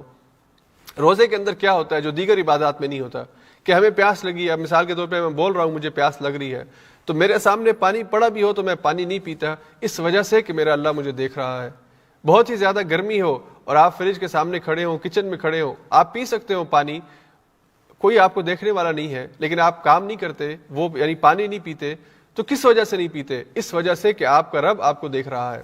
تو جب آپ یہ رویہ اپناتے ہیں تو اس سے تقویٰ پیدا ہوتا ہے کہ آپ کے ذہن میں مسلسل یہ خیال ہو کہ میرا رب مجھے دیکھ رہا ہے. تو روزہ مدد کرتا ہے اس احساس کو پیدا کرنے میں، مضبوط کرنے میں کہ میرا رب ہر وقت مجھے دیکھ رہا ہے. اور یہ صفت اگر ہمارے اندر پیدا ہو جائے کہ میرا رب مجھے ہر وقت دیکھ رہا ہے تو یقین جانیے ہم بہت سے غلط کاموں سے اپنے آپ کو روک لیں. جب ہمارے قدم برائی کی طرف اٹھنے لگے تو ہمیں خیال آ جائے کہ میرا رب مجھے دیکھ رہا ہے. اگر ہم کسی کا حق مارنے لگے، ناحق کھانے لگے، اور ہمیں خیال آ جائے کہ میرا رب مجھے دیکھ رہا ہے تو ہم اپنے آپ کو روک لیں. اور اگر ہم کسی سے زیادتی کرنے لگے تو ہمیں خیال آ جائے کہ ہمارا رب ہمیں دیکھ رہا ہے، ہم اپنے آپ کو روک لیں. تو یہ جو رب کے دیکھنے کا تصور ہے، اسے مضبوط کرنے کے لیے اللہ نے روزے کا جو روزہ ہم پر فرض کیا ہے. پھر دوسرا اہم رمضان اور قرآن کا جو تعلق ہے، اللہ نے آیت نمبر 185 میں یہ بات کہی، شہر رمضان الذی انزل فیہ القرآن. رمضان وہ مہینہ ہے کہ جس میں اللہ نے قرآن کو نازل فرمایا، اور قرآن انسانوں کی ہدایت کا ذریعہ ہے، قرآن انسانوں کے لیے کامیابی کا ذریعہ ہے. یہ حق اور باطل کے درمیان فرق کرنے والی کتاب ہے، یہ دنیا کے اندر بھی اور آخرت کے اندر بھی کامیابی دینے والی کتاب ہے. تو اللہ نے اس کتاب کو اس مبارک مہینے کے اندر نازل کیا، اور رمضان کو اللہ نے جو فضیلتیں اور برکتیں دی وہ اس وجہ سے کہ اس میں اللہ نے اپنی پاک کتاب کو، مبارک کتاب کو نازل فرمایا. اور اس قرآن کے مبارک ہونے کا دوسرا ایک معنی اللہ نے سورہ صاد میں بیان فرمایا، 23ویں پارے میں ہم پڑھیں گے کہ اللہ نے اس کتاب کو مبارک بنایا ہے. کتاب انزلناہ الیک مبارک لیتدبروا آیاتہ ولیتذکر اولو الالباب، تاکہ تم اس کے اندر تدبر کرو، اس کے اندر غور و فکر کرو اور اس سے نصیحت حاصل کرو. اس کی برکت کا مفہوم جو ہے وہ یہ نہیں ہے صرف کہ ہم صرف اس کی تلاوت کریں اور اسی کو کافی سمجھیں، یقیناً وہ بھی باعث برکت ہے، لیکن وہ ساری برکت نہیں ہے، وہ برکت کا ایک مفہوم ہے. اصل جو اللہ نے خود قرآن میں سورہ صاد میں بیان فرمائی کہ اس کے اندر جو تدبر ہے، غور و فکر ہے، اور اس کے ذریعے سے اللہ پر ایمان کی مضبوطی ہے، یہ اصل برکت ہے جو اس کلام کے ذریعے سے نصیب ہوتی ہے. یعنی اگر کسی کو اللہ پر کامل یقین آ جائے، اللہ کے ساتھ ایمان مضبوط ہو جائے، تو اس سے زیادہ برکت کیا ہوگی زندگی کے اندر؟ تو وہ کیسے ہوگی؟ وہ اس کتاب کو سمجھنے کے نتیجے کے اندر ہوگی. ہمارے اس دورہ قرآن کا مقصد بھی یہ ہے کہ ہم سب کا قرآن کے ساتھ تعلق مضبوط ہو، ہم سب اس مہینے کے اندر بطور خاص اور بقیہ مہینوں کے اندر بھی اس کتاب کے ساتھ، اس قرآن کے ساتھ، اللہ کے کلام کے ساتھ اپنے آپ کو، اپنے تعلق کو مضبوط کریں.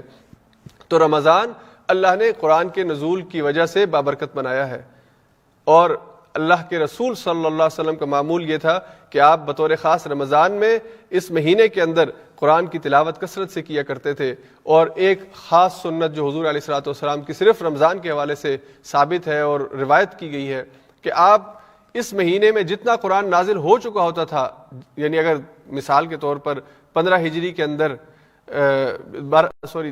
یعنی ہجرت کے بعد تیسرے یا چوتھے سال کے اندر رمضان آیا ہے، روزے فرض ہیں، تو اللہ کے رسول رمضان میں جتنا قرآن تلاوت ہو چکا ہے اب تک اس سارے کی تلاوت کرتے تھے جبریل امین کے سامنے، اور وہ جبریل امین کے جو قرآن کا پیغام لاتے تھے وہ تلاوت خود حضور سے سنتے، اور پھر حضور کی تلاوت سننے کے بعد حضور کے سامنے تلاوت کرتے اور حضور اس کی سماعت کرتے۔ تو رمضان کے اندر قرآن کی تلاوت خود کرنا اور تلاوت سننا، یہ دونوں چیزیں جو ہے یہ سنت رسول ہیں، اور ان کا اہتمام کرنے کی کوشش کرنی چاہیے۔ تیسرا اہم پہلو جو ہے روزے کا وہ دعا ہے۔ سحری کے وقت جو دعا ہے یا افطاری کے وقت جو دعا ہے، یہ دونوں قبولیت دعا کے بہترین وقت ہیں۔ تو اللہ نے دعا کے حوالے سے یہ ہدایت ان آیات میں فرمائی کہ وَإِذَا سَأَلَكَ عِبَادِي عَنِّي فَإِنِّي قَرِيب، میرے بندے میرے بارے میں پوچھیں کہ میں کہاں پہ ہوں تو انہیں بتائیے کہ میں تم سے قریب ہوں۔ اجیب دعوت الداعی اذا دعان، میں اس کی پکار کو سنتا ہوں کہ جب وہ مجھے پکارتا ہے۔ فَلْيَسْتَجِيبُوا لِي وَلْيُؤْمِنُوا بِي لَعَلَّهُمْ يَرْشُدُونَ، پس انہیں چاہیے کہ وہ مجھ ہی پکاریں، مجھ ہی سے مانگیں اور مجھ ہی پر ایمان لائیں تاکہ یہ ہدایت یافتہ رہ سکیں، یہ ہدایت پر رہ سکیں۔ تو اللہ نے یہ ایک بہت بڑا تحفہ ہم سب کو دیا ہے کہ ہم براہ راست اپنی گزارش، اپنی پرچی، اپنا سوال اللہ کے سامنے پیش کر سکتے ہیں۔ دنیا کے اگر دیگر مذاہب کا ہم مطالعہ کریں تو ہمیں یہ بات نظر آتی ہے کہ وہاں پہ جو مندر کا پروہت ہے، جو کسی چرچ کا پادری ہے، یا کسی جگہ پہ کسی سینگوگ کے اندر وہ مذہبی پادری بنا ہوا ہے، تو وہ اللہ کے درمیان اور بندوں کے درمیان رکاوٹ کا ذریعہ ہے۔ وہ لوگوں سے کہتا ہے کہ تم براہ راست اللہ سے بات نہیں کر سکتے، تم ہمیں بتاؤ، ہم تمہاری بات اللہ تک پہنچائیں گے، تم کہاں اور تمہارا رب کہاں۔ اللہ نے اس غلط عقیدے اور غلط تصور کو اس آیت کے ذریعے ختم کیا، اور امت محمد صلی اللہ علیہ وسلم کو یہ خوبصورت تحفہ عطا فرمایا کہ تم جہاں بھی ہو، جس حالت کے اندر ہو، صبح ہو یا شام ہو، خوشی ہو یا غمی ہو، دن ہو یا رات ہو، تم اللہ کو پکارو، اللہ تمہاری پکار کو سنتا ہے اور تمہاری پکار کا جواب دیتا ہے۔ صرف سنتا نہیں ہے بلکہ اسے قبول کرتا ہے، اس کا جواب دیتا ہے۔ ہاں، جواب دینے کے مختلف انداز ہیں۔ اس کے بعد روزے کے کچھ احکام اللہ نے بیان فرمائے، جس میں روزے کے جو اوقات ہیں، روزہ کب شروع ہوتا ہے، کب ختم ہوتا ہے۔ تو اللہ نے فرمایا کہ جو سحری کا وقت ہے، یعنی کھانے پینے کا وقت، یہ اس وقت ختم ہو جائے گا جب رات کی تاریکی صبح کی سیاہی کے اندر، صبح کی سفیدی کے اندر بدلنا شروع ہو، یعنی رات کی تاریکی ختم ہونا شروع ہو اور صبح کی جو سفیدی ہے وہ نمودار ہونا شروع ہو۔ تو یہ فجر کی اذان کا وقت ہوتا ہے، اس وقت یہ شروع ہوگا اور مغرب تک، غروب آفتاب تک یہ روزے کا وقت رہے گا۔ روزے کے وقت کے درمیان کھانے پینے پر پابندی ہے، اور اسی طرح سے اگر آپ شادی شدہ ہیں تو میاں بیوی کے تعلق پر پابندی ہے، اور رات کے وقت جو ہے یعنی مغرب کے بعد سے لے کر صبح سحری تک انسان کھا پی بھی سکتا ہے، اور اگر شادی شدہ ہے تو میاں بیوی اپنا تعلق قائم کر سکتے ہیں۔ اور اللہ نے یہ بات بطور خاص یہاں پہ ارشاد فرمائی کہ یہ پہلی جو امتیں تھیں ان میں یہ اس چیز کی اجازت نہیں تھی، یعنی وہ عشاء کے بعد جو ہے وہ میاں بیوی اپنا تعلق قائم نہیں کر سکتے تھے۔ تو اللہ نے فرمایا کہ اگر تم ایسا کرتے ہو عشاء کے بعد تو یہ کوئی غلط کام نہیں ہے، اللہ کی طرف سے اس کی اجازت ہے۔ اور آخر میں اللہ نے اعتکاف کے حوالے سے فرمایا، اور اعتکاف دراصل سنت ہے مسجد میں۔ رسول اللہ صلی اللہ علیہ وسلم ہر سال مسجد میں یہ سنت ادا کیا کرتے تھے، اعتکاف میں بیٹھتے تھے۔ رمضان کے آخری 10 دنوں میں خاموشی سے اللہ کے ساتھ بیٹھ کر گریہ گزاری کرنا، اس کے ساتھ اپنا تعلق قائم کرنا، اپنے گناہوں کی معافی مانگنا، یہ رمضان کے آخری 10 دنوں کی سنت ہے۔ اس کے بعد آگے آیت نمبر 194 سے 203 تک حج کے احکام ہیں۔ تو حج کے جو احکام ہیں ان خاص میں باقی تفصیل میں نہیں جاتا، سورہ حج آئے گی اس پہ انشاءاللہ ہم بات کریں گے۔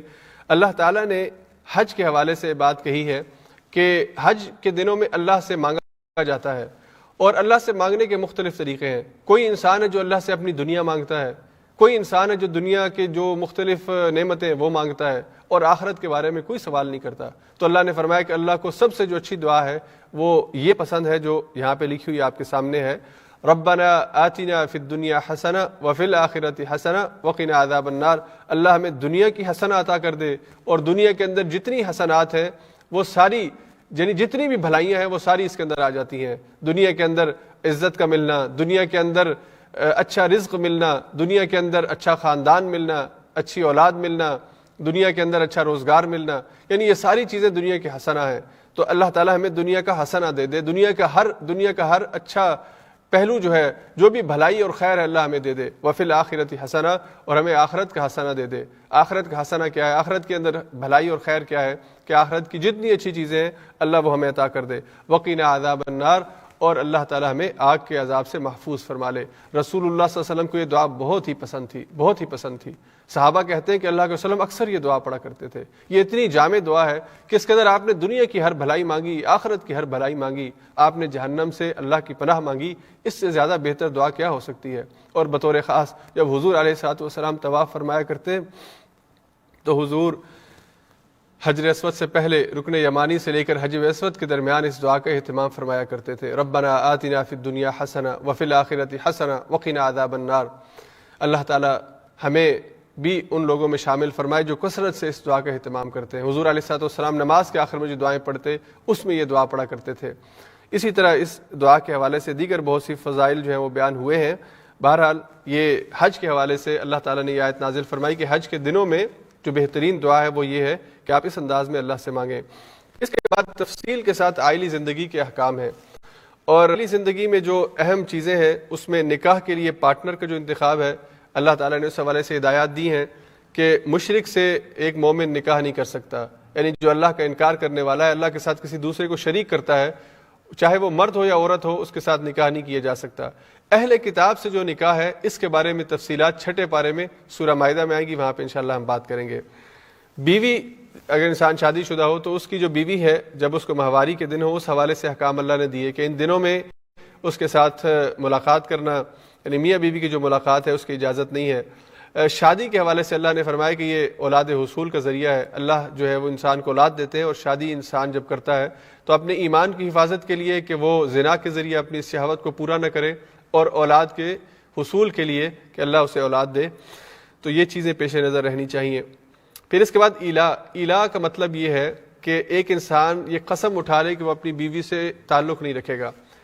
تو اس کی تفصیل یہ ہے کہ اگر انسان اپنی بیوی کے پاس نہ جانے کی قسم اٹھائے تو وہ 4 مہینے تک تو وہ یہ کر سکتا ہے، 4 مہینے کے اندر اندر اسے اجازت ہے، یعنی اسے ناراضگی ہوگی اور وہ کہتا ہے کہ میں نے تم سے بات نہیں کرنی، تو 4 مہینے تک وہ اسے اس قسم اٹھانے کی یا یہ معاملہ کرنے کی اجازت ہے۔ اگر اس کا ارادہ 4 مہینے سے زیادہ ہے تو پھر شریعت کہتی ہے کہ یہ کام ٹھیک نہیں ہے۔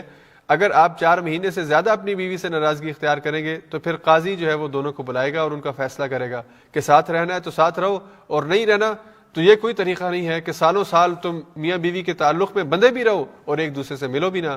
میاں بیوی تو نام ہے محبت کا، ایک دوسرے کے ساتھ اپنے جذبات اور خیالات کے تبادلے کا، یہ کیا طریقہ ہے کہ تم ایک بندھن کے اندر بھی بندھے ہوئے ہو اور ایک دوسرے سے بات بھی نہیں کرتے ہو؟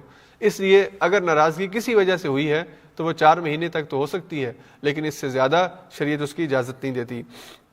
اگر مرد اور عورت کے درمیان، میاں بیوی کے درمیان کوئی ناراضگی ہو اور بیوی علیحدگی حاصل کرنا چاہتی ہو، اسے شریعت میں خلا کہتے ہیں، تو عورت کو یہ حق ہے کہ وہ شوہر سے علیحدگی اختیار کر سکتی ہے، البتہ اس کو یہ فیصلہ لینے کے لیے کسی قاضی سے، کسی عدالت سے رابطہ کرنا پڑتا ہے اور اپنا مدعا بیان کرنا پڑتا ہے کہ وہ کس وجہ سے خلا لینا چاہتی ہے۔ اس کی وجہ ریزن ویلڈ ہو تو وہ خلا لے سکتی ہے، اور اگر اس کی ریزن ویلڈ نہ ہو تو وہ خلا نہیں لے سکتی۔ اسی لیے خلا کے اندر جو ہے وہ یعنی عدالت کے انوالومنٹ جو ہے وہ ضروری ہے۔ تیسرا جو ٹاپک ہے ان آیات کے اندر ہے وہ طلاق کے حوالے سے ہے۔ ایک تفصیلی مضمون ہے، میں صرف مختصراً ابھی یہاں پہ بیان کرتا ہوں، پھر آگے 28ویں پارے میں سورہ طلاق آئے گی، وہاں پہ پھر اس احکام آئیں گے تو تفصیل سے ہم بات کریں گے کہ اگر ایک مرد یہ فیصلہ کر لے کہ اس نے اپنی بیوی کے ساتھ نہیں رہنا تو وہ اپنی بیوی کو طلاق دے سکتا ہے، اسے علیحدگی اختیار کر سکتا ہے۔ لیکن بات یہ ذہن میں رکھیے کہ اللہ کے رسول صلی اللہ علیہ وسلم نے فرمایا کہ طلاق اللہ کی حلال کردہ چیزوں میں سب سے آخری چیز ہے، یعنی سب سے نچلے درجے کے اوپر چیز ہے۔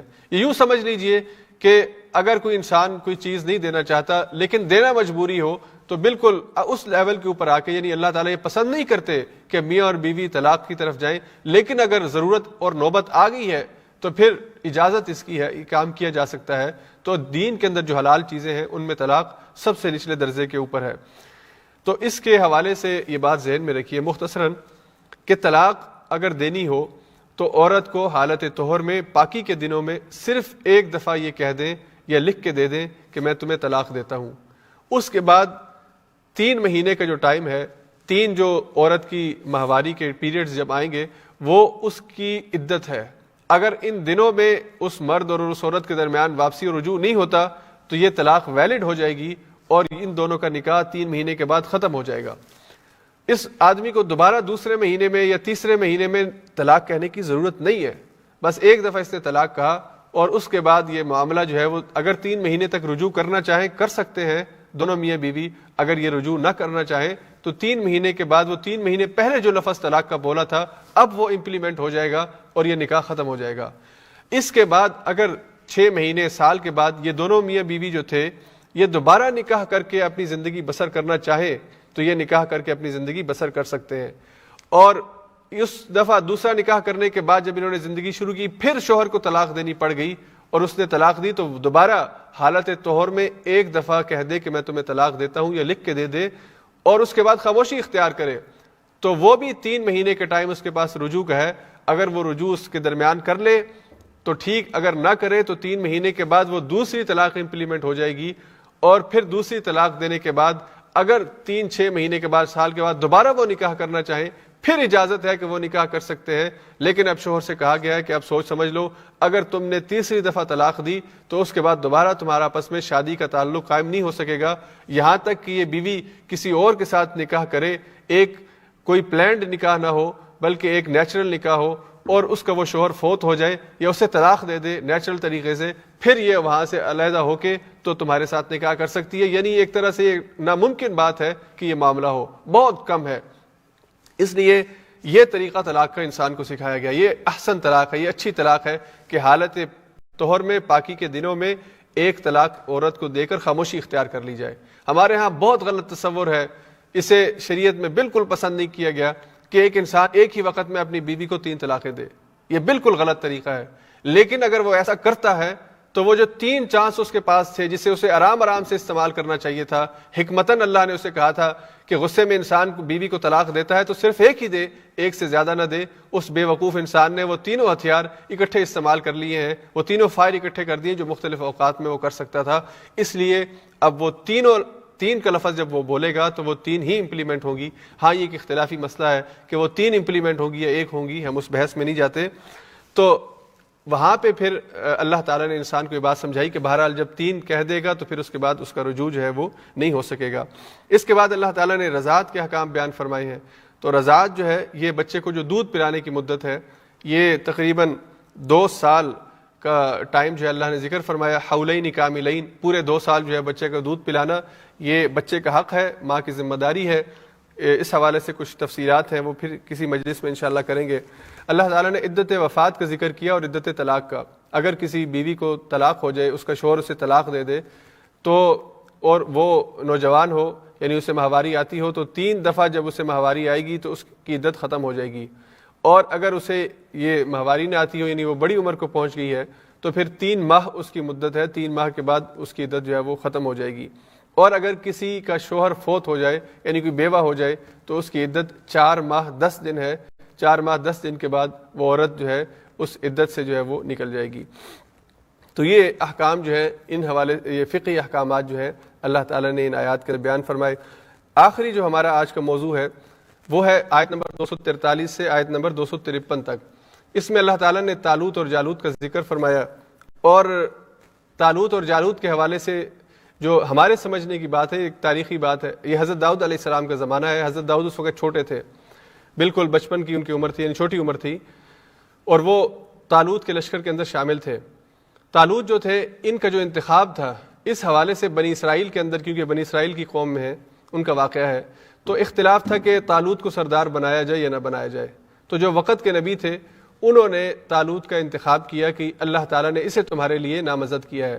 تو قوم کے بڑوں نے کہا کہ یہ کیسے ہو سکتا ہے، طالوت تو کوئی خاص اس کا کوئی قبیلہ یا کوئی خاص نسب یا کوئی بڑا نام نہیں ہے، تو یہ کیسے ہمارا سردار ہو سکتا ہے۔ تو اللہ کے رسول نے اس وقت ان سے کہا تھا کہ اللہ نے اسے بسطۃ فی العلم والجسم، یہ طاقت کے اندر بھی تم سے زیادہ ہے اور علم کے اندر بھی تم سے زیادہ ہے، اور لشکر کی سرداری کے لیے یہی 2 صفات اہم ہیں کہ طاقت اور علم جو ہے جو بھی اس کے اندر زیادہ ہو وہ لشکر کی سرداری کا حقدار ہوتا ہے۔ اور اس کی طاقت اور اس کی حکمت اس کا اظہار اس طرح ہوا کہ جو تابوت سکینہ جو بنی اسرائیل کے ہاں ایک بہت متبرک چیز تھی، جس میں حضرت موسیٰ علیہ السلام کے اوقات کی کچھ خاص چیزیں جو ہے پڑی ہوئی تھیں، وہ ان سے گم گیا تھا، تو اللہ تعالیٰ نے طالوت علیہ السلام کے ذریعے سے دوبارہ ان کو واپس دلایا۔ اور جالوت جو اس وقت کا بادشاہ تھا، ظالم بادشاہ تھا، جب اس مسلمان فوج کا ان سے مقابلہ ہوا تو اللہ کے حکم سے طالوت کے لشکر میں جو حضرت داؤد چھوٹے تھے اس وقت، انہوں نے جالوت کا قتل کیا، اور اللہ کے حکم سے اللہ نے کہا کہ یہ اللہ کی فیصلے ہیں، اللہ کی تدبیر ہے کہ بظاہر ایک چھوٹا سا پتھر جو جالوت کی آنکھ میں لگا، حضرت داؤد کے ہاتھ سے پھینکا گیا، اس سے اس کی موت واقع ہوئی، جو اپنے آپ کو بالکل لوہے کے خول کے اندر بند کر کے جنگ میں شریک ہوا تھا۔ تو اللہ نے اس کو اس انداز میں وہاں پہ موت دی، اور اللہ نے وہاں پہ یہ بات بیان فرمائی جو ایک بنیادی حقیقت ہے، ایک اصول ہے ہم سب کو سمجھنے کے لیے اور ہمارے ایمان کے اضافے کے لیے۔ اللہ کا قانون یہ ہے، اللہ فرماتے ہیں کم من فیۃ قلیلۃ غلبت فیۃ کثیرۃ باذن اللہ واللہ مع الصابرین، کہ بہت ہی چھوٹے، بعض دفعہ بہت ہی چھوٹے گروہ جو ہیں وہ بڑے بڑے گروہ کے اوپر غالب آ جاتے ہیں اللہ کے اذن سے، اللہ کی اجازت سے، اللہ کے حکم سے۔ تو یہ چھوٹے گروہ بڑے گروہ پر غالب آتے ہیں جو اللہ پر ایمان رکھتے ہیں۔ یہ اللہ کی سنت ہے، اور اس کا اظہار تاریخ کے مختلف ادوار کے اندر ہوتا رہا ہے، خود حضور علیہ الصلوۃ والسلام کی زندگی میں، اور آج بھی ہم اپنی آنکھوں سے بات دیکھتے ہیں کہ بعض دفعہ چھوٹے چھوٹے گروہ بڑی بڑی دنیا کی سپر پاورز کا تختہ الٹتے ہیں، ان کو اپنے قدموں پہ واپس پلٹنا پڑتا ہے۔ وہ بڑے دھڑلے سے آتے ہیں کہ ہم دنیا کو تہس نہس کر دیں گے، چھوٹا سا ملک ہے، ہم اسے پہاڑوں کے دور میں واپس لے جائیں گے، لیکن وہ پہاڑوں کے اس ملک میں جب آتا ہے تو پھر اسے خود ہی واپس پلٹنا پڑتا ہے۔ تو اللہ کی اس آیت کے اوپر ایمان تازہ ہوتا ہے، کم من فیۃ قلیلۃ غلبت فیۃ کثیرۃ باذن اللہ، اور اللہ نے آخر میں یہ بات ارشاد فرمائی واللہ مع الصابرین، اللہ صبر کرنے والوں کے ساتھ ہے۔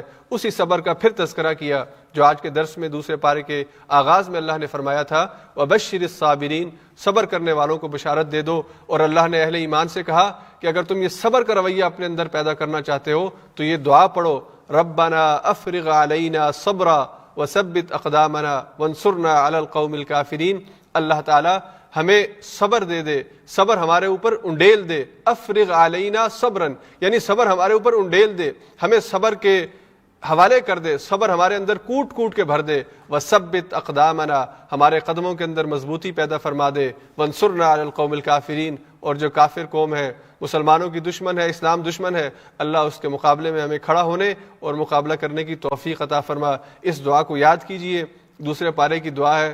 صبر جو ہمارے لیے بہت ضروری ہے، اہل ایمان کے لیے بہت ضروری ہے، مشکل حالات میں، سخت حالات میں، دین پر استقامت کے لیے اور برائیوں کے ماحول میں برائیوں سے اپنے آپ کو بچانے کے لیے، دونوں صورتوں میں صبر بہت ضروری ہے۔ تو یہ دعا میرے ساتھ پڑھیے، ربنا افرغ علینا صبرا وثبت اقدامنا وانصرنا علی القوم الکافرین، وآخر دعوانا ان الحمد للہ رب العالمین۔ یہ آج کے درس کے حوالے سے ابھی انشاءاللہ ہم آپ کے ساتھ کاہوت جو ہے وہ شیئر کریں گے۔ آپ اپنا موبائل جو ہے اس میں کاہوت کو آپ اوپن کیجئے، میں آپ کے ساتھ ابھی اس کی کاہوت کی جو آئی ڈی ہے وہ شیئر کر رہا ہوں۔ درس کے حوالے سے انشاءاللہ کل سے ہم کوشش کریں گے، آج تھوڑا ٹیکنیکل ایشوز کی وجہ سے دیر ہو گئی، تو کل انشاءاللہ ہم ٹھیک 10 بجے اپنا درس جو ہے اس کو شروع کریں گے، 6 بجے، کل شام 6 بجے ہم اپنا درس شروع کریں گے، اور ہم کوشش کریں گے کہ انشاءاللہ 50 سے 55 منٹ کے اندر اس کو وائنڈ اپ کریں۔ اصل میں بہت ہی اہم مضامین ہے جو قرآن کی ہر آیت ویسے اس بات کا تقاضا کرتی ہے کہ اس کے اوپر تفصیلی بات کی جائے، لیکن بہت ہی اختصار کے ساتھ چند ضروری اور اہم نکات ہیں وہ میں آپ کے ساتھ شیئر کرتا ہوں۔ تو آج تھوڑا سا وقت ہمارا زیادہ ہوا ہے، کل بھی تھوڑا زیادہ ہو گیا تھا، لیکن انشاءاللہ کل سے میری کوشش ہوگی کہ ہم انشاءاللہ 6 سے 7 کے اندر اندر وائنڈ اپ کریں، اور جو اس صورت کے اہم مضامین ہیں وہ میں آپ کے ساتھ شیئر کروں۔ تو کل انشاءاللہ تیسرے پارے کے جو مضامین ہیں اس پر بات ہوگی، سورہ بقرہ کی جو آیت الکرسی ہے وہ، اور اس کے بعد آگے سورہ بقرہ کی جو 2 آیات ہیں سورہ آل عمران ہے، یہ کل کے اہم مضامین ہیں۔ سود کا مضمون کل کی آیات کے اندر آئے گا، اس پر انشاءاللہ ہم بات کریں گے۔ تو یہ آئی ڈی میں نے ابھی آپ کے ساتھ شیئر کی ہے، اگر آپ لوگ میری اسکرین دیکھ رہے ہوں تو آپ کائنڈلی یہ آئی ڈی جو ہے کاہوت کی اسے انٹر کیجئے تاکہ ہم اس سلسلے کو شروع کر سکیں۔ آپ کے جو سوالات ہیں وہ سوالات آپ کے ساتھ جو ہے وہ ان کو انشاءاللہ ہم کوشش کریں گے کہ کاہوت کے بعد ان کا جواب دیں۔ یہاں سے میری اسکرین آن ہے، آئی ڈی اسکرین پہ مجھے تو نظر آ رہی ہے۔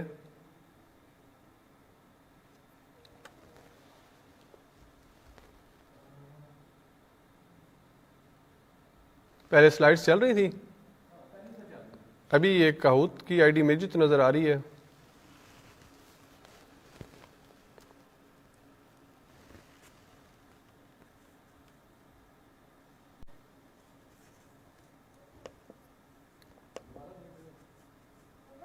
جی اسکرین شیئر ہو رہی ہے.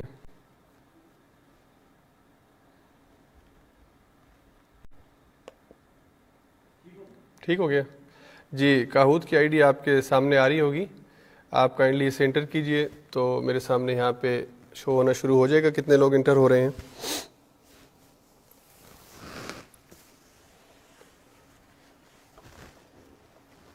جی لوگ آنا شروع ہو گئے ہیں. کاہوت کی آئی ڈی ہے 51631961. کاہوت کے حوالے سے کچھ بات جو ہے وہ کل ہم نہیں کر سکے. کاہوت جو ہے اس میں آپ لوگ مختلف ملکوں سے ہمارے ساتھ شامل ہیں, تو بعض دفعہ ایسا ہوتا ہے کہ انٹرنیٹ کے ڈیلے ہونے کی وجہ سے کسی کو کوئی سوال جو ہے وہ بعد میں نظر آتا ہے. بیٹا میرے سامنے تو نظر آ رہے ہیں کتنے آ رہے ہیں, لیکن میری اسکرین نظر آ رہی ہے.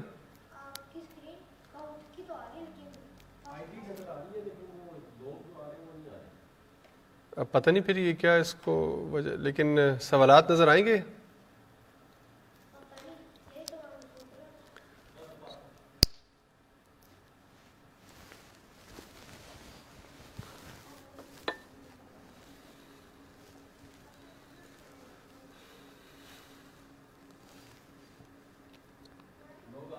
ہاں لوگ تو تقریباً 130 ہو گئے.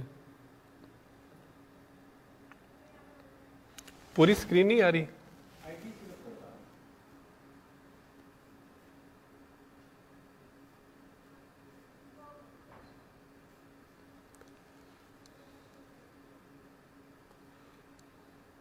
اس کو میں اسکرین جو شیئر کرنے والا ہے پروگرام, اس کو آن آف کروں. اچھا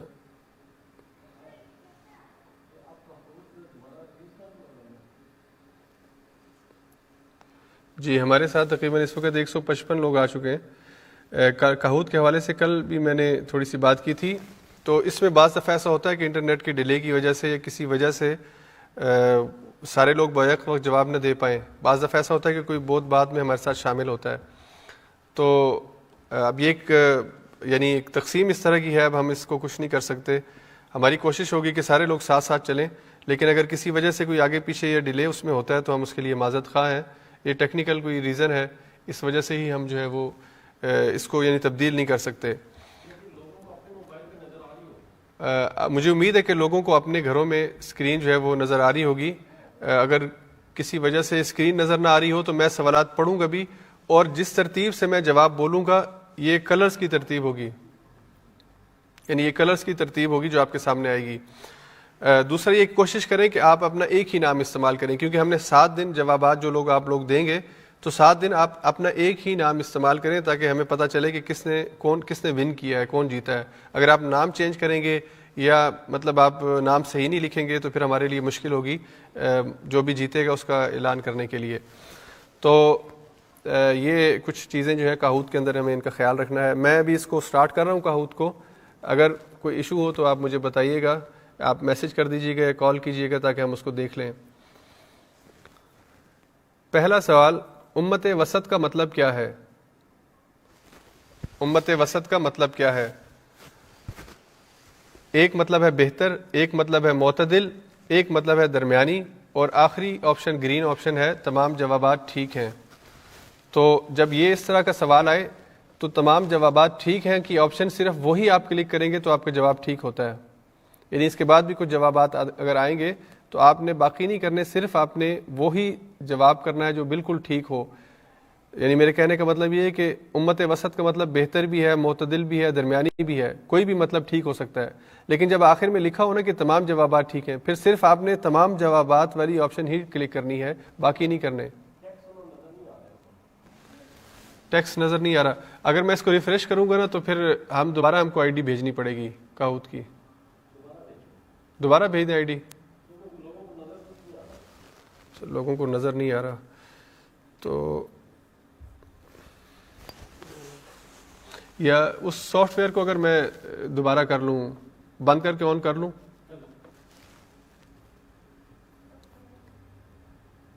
جی معذرت, ہم اس کو دوبارہ آپ کے ساتھ شیئر کرتے ہیں.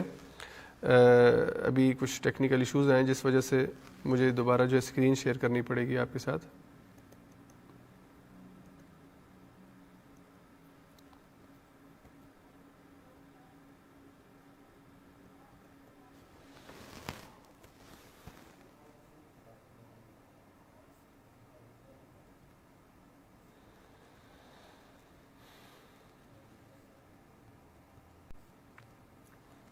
جی رضوان بھی اسکرین نظر آ جائے تو بتائیے گا.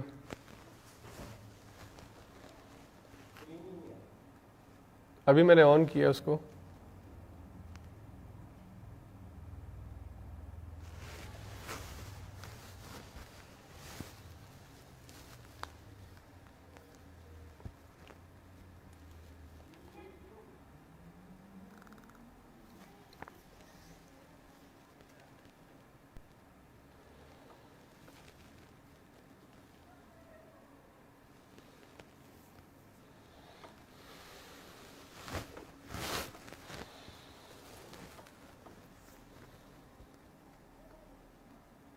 یہ تھوڑا سا ڈیلے ہو رہا ہے ہمارا یہ ٹیکنیکل ایشوز کی وجہ سے، اس کے لیے ہم معذرت خواہ ہیں. کوشش کر رہے ہیں کہ آپ دوبارہ جو ہے وہ آپ تک اسکرین شیئر ہو.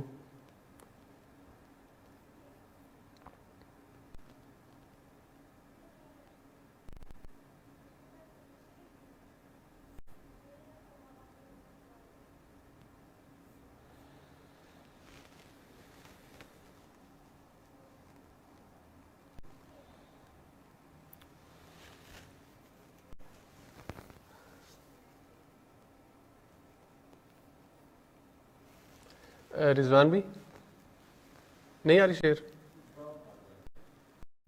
چلیں پھر ہم اس طرح کرتے ہیں کہ آج کا کہوت جو ہے پھر آج ہم نہیں کرتے، کل ہم آپ کے ساتھ کہوت شیئر کریں گے. کوئی ٹیکنیکل ایشوز کی وجہ سے اسکرین جو ہے وہ آپ کے ساتھ شیئر نہیں ہو پا رہی، تو کل انشاءاللہ ہم آپ کے ساتھ یہ کہوت پھر کریں گے. آج اس کو ہم ڈراپ کرتے ہیں. اگر آپ کے سوالات ہوں تو آپ کمنٹس میں سوال لکھ کے بھیج سکتے ہیں. جیسا کہ میں نے کل بھی آپ سے ذکر کیا تھا کہ ہم یہاں پہ اس گھنٹے کے اندر جو سورت کے اہم مضامین ہیں اس کے اوپر بات کرتے ہیں. سورت کا ایک پورا امیج، پارے کا پورا خلاصہ، اس کا ایک امیج، ایک سکیچ آپ کے ساتھ شیئر کرتے ہیں. تو اگر آپ لوگ اس کا ترجمہ خود پڑھیں گے بعد میں، تو پھر آپ کو اس پارے کا ایک پورا امیج جو ہے مزید زیادہ بہتر انداز میں آپ کے ذہن کے اندر بیٹھ جائے گا. اور اس دوران کوئی آپ کے سوالات ہوں تو آپ ان کو نوٹ کر لیں اور پھر ہمیں بھیج دیں. ہماری ایک سسٹر ہے، انہوں نے کل 3 سوالات بھیجے ہیں. مجھے خوشی ہوئی کہ انہوں نے ترجمہ پڑھا ہے اور پھر کچھ سوال نوٹ کیے ہیں اور مجھ تک بھیجے ہیں. تو ایک سوال سسٹر نے پوچھا ہے کہ جو آیت نمبر 26 ہے، ان اللہ لا یستحی ان یضرب مثلا ما بعوضہ فما فوقها، اس کی کیا وضاحت ہے؟ اس کا ہمیں تھوڑا سا بتا دیجئے. یہ جو آیت نمبر 26 ہے، اس میں اللہ تعالیٰ نے یہ بات کی ہے کہ اللہ تعالیٰ کو اس بات سے حیا نہیں آتی، یا اللہ تعالیٰ شرماتا نہیں ہے کہ وہ مچھر یا اس جیسی کوئی اور چھوٹی کوئی چیز ہو یا اس سے بڑی کوئی چیز ہو اس کی مثال بیان کرے. اللہ نے فرمایا، اور یہ دراصل اعتراض تھا مشرکین مکہ کی طرف سے، مخالفین اسلام کی طرف سے، کہ یہ کیسا کلام الہی ہے کہ جو مکھی، مچھر، مکڑی، ان چیزوں کی بات کرتا ہے. اللہ نے سورہ عنکبوت، اس سے پہلے سورہ عنکبوت نازل ہو چکی ہے جو مکی صورت ہے، تو اللہ نے عنکبوت کا ذکر فرمایا. اور اسی طرح سے اللہ تعالیٰ جو ہے وہ کبھی تین کا ذکر کرتا ہے، کبھی نحل کا ذکر کرتا ہے، یعنی کبھی شہد کی مکھی کا بیان ہوتا ہے. تو یہ کیا اللہ کے کلام میں ایسی بات ہوئے؟ تو اللہ نے فرمایا کہ اللہ نے یہ مثالیں سمجھانے کے لیے اپنے کلام میں بیان کی ہیں، اور اللہ کو اس سے یعنی شرم نہیں آتی کہ وہ اس جیسی چیزوں کی مثال بیان کرے. ہاں، جو اللہ پر ایمان رکھتے ہیں ان مثالوں سے ان کا ایمان بڑھتا ہے، اور جن کے دل کے اندر فسق ہو، بیماری ہو، تو ان کا ایمان جو ہے وہ کم ہوتا ہے. یہ اس آیت کا مفہوم ہے. دوسرا جو ہے وہ سوال تھا فوقکم الطور، اللہ تعالیٰ نے طور جو تھا یہ بنی اسرائیل کے سروں کے اوپر اس کو اٹھایا تھا. یہ اللہ نے قرآن کریم کے اندر آیت ارشاد فرمائی پہلے پارے میں، سورہ بقرہ کی آیت نمبر 63 ہے، وَإِذْ أَخَذْنَا مِيثَاقَكُمْ وَرَفَعْنَا فَوْقَكُمُ الطُّورَ، ہم نے تم سے وعدہ لیا اور تمہارے اوپر ہم نے اٹھایا. تو اس کی جو وضاحت ہے وہ کسی صحیح حدیث کے اندر تو نہیں ملی، البتہ ہم نے جو دیگر اہل کتاب کی کتابیں ہیں ان کے اندر اس کی وضاحت موجود ہے کہ اللہ تعالیٰ نے طور کو، پہاڑ کو جو ہے وہ بادل کی طرح ان کے سروں کے اوپر کھڑا کر دیا تھا اپنی قدرت کے اظہار کے لیے، کہ اللہ نے جو تمہیں حکم دیے ہیں، کیونکہ ان کی طرف سے تھوڑا مذاق کا اور تھوڑا تمسخر کا پہلو تھا اور احکامات پہ عمل نہ کرنے کا ایک رویہ تھا، تو اللہ تعالیٰ نے ان کو اپنی قدرت کے اظہار کے لیے طور کے پہاڑ کو جو زمین پہ تھا ان کے اوپر بادل کی صورت میں کھڑا کر دیا. تو اللہ تعالیٰ اس چیز پر قادر ہے, وہ چاہے تو سمندر, بہتے ہوئے سمندر کو دو یعنی روک کے اس کے درمیان رستہ پیدا کر سکتا ہے, جس طرح کہ حضرت موسیٰ علیہ السلام کی لاٹھی سے, عصا سے سمندر کے درمیان رستہ پیدا ہوا تھا. تو اللہ تعالیٰ کو جو ہے اس پر قدرت ہے اور وہ کر سکتا ہے. ایک سوال آیت نمبر 62 جو سورہ بقرہ کی ہے, اس میں اس کا ترجمہ میں آپ کے سامنے شیئر کر دوں, جس میں اللہ تعالیٰ یہ بات ارشاد فرماتے ہیں کہ بے شک وہ لوگ کہ جو مسلمان ہوئے یا جو یہودی ہوئے یا جو نصارہ ہوئے یا جو صابی ہوئے, جو کوئی بھی اللہ پر اور قیامت کے دن پر ایمان لائے اور نیک عمل کرے, ان کے رب کے پاس ان کا اجر ہے, نہ تو ان پر کوئی خوف ہے اور نہ ہی کسی قسم کی اداسی.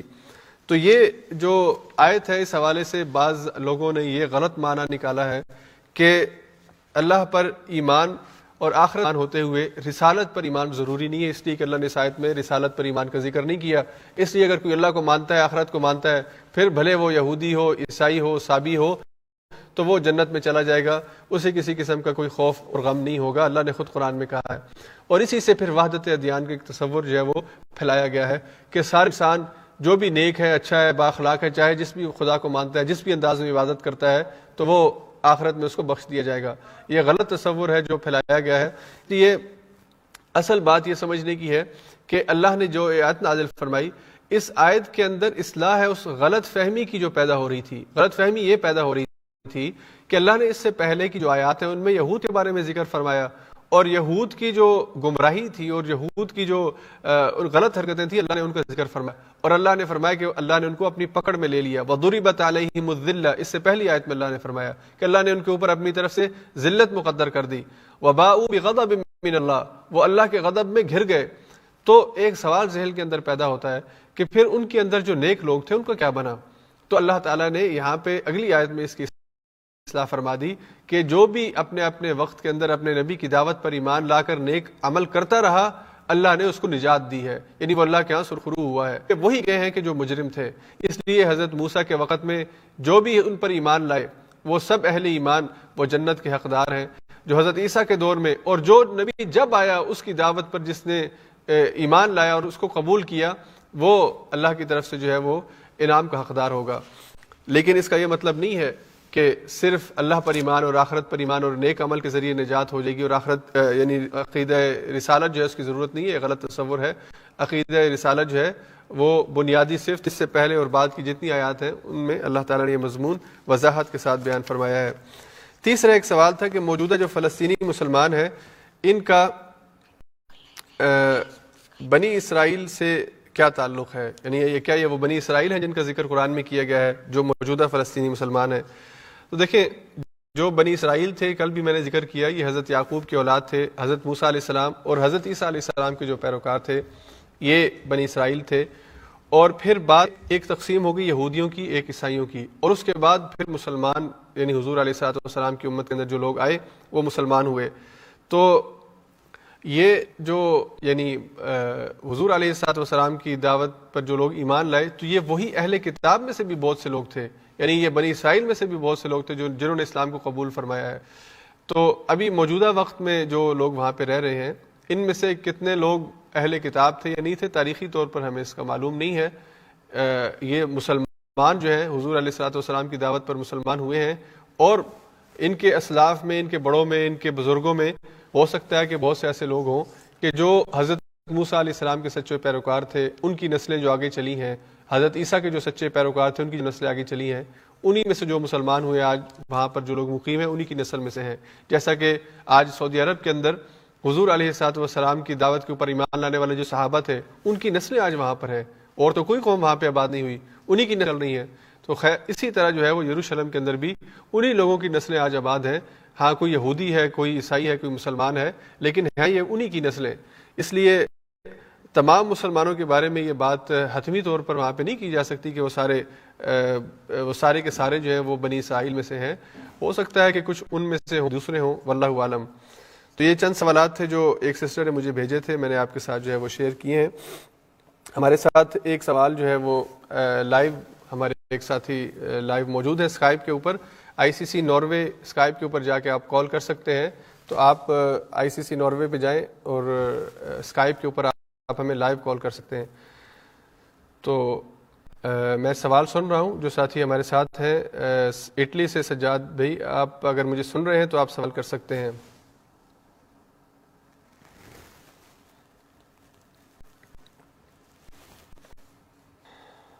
تو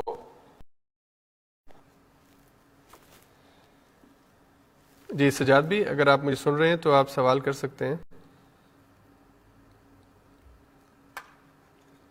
السلام علیکم ورحمۃ اللہ وبرکاتہ.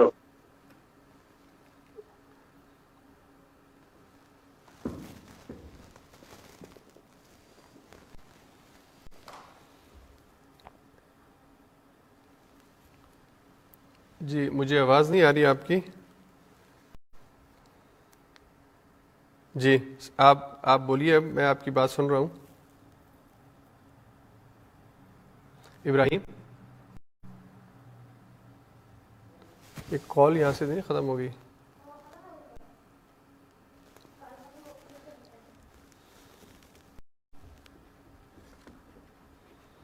کال آ رہی دوبارہ؟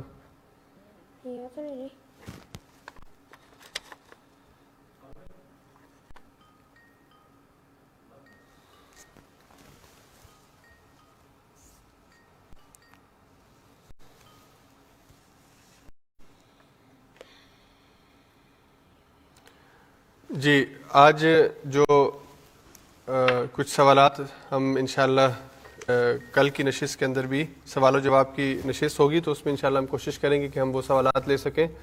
تو ہم دعا کے ذریعے آج کی اس مجلس جو ہے اس کا اختتام کرتے ہیں.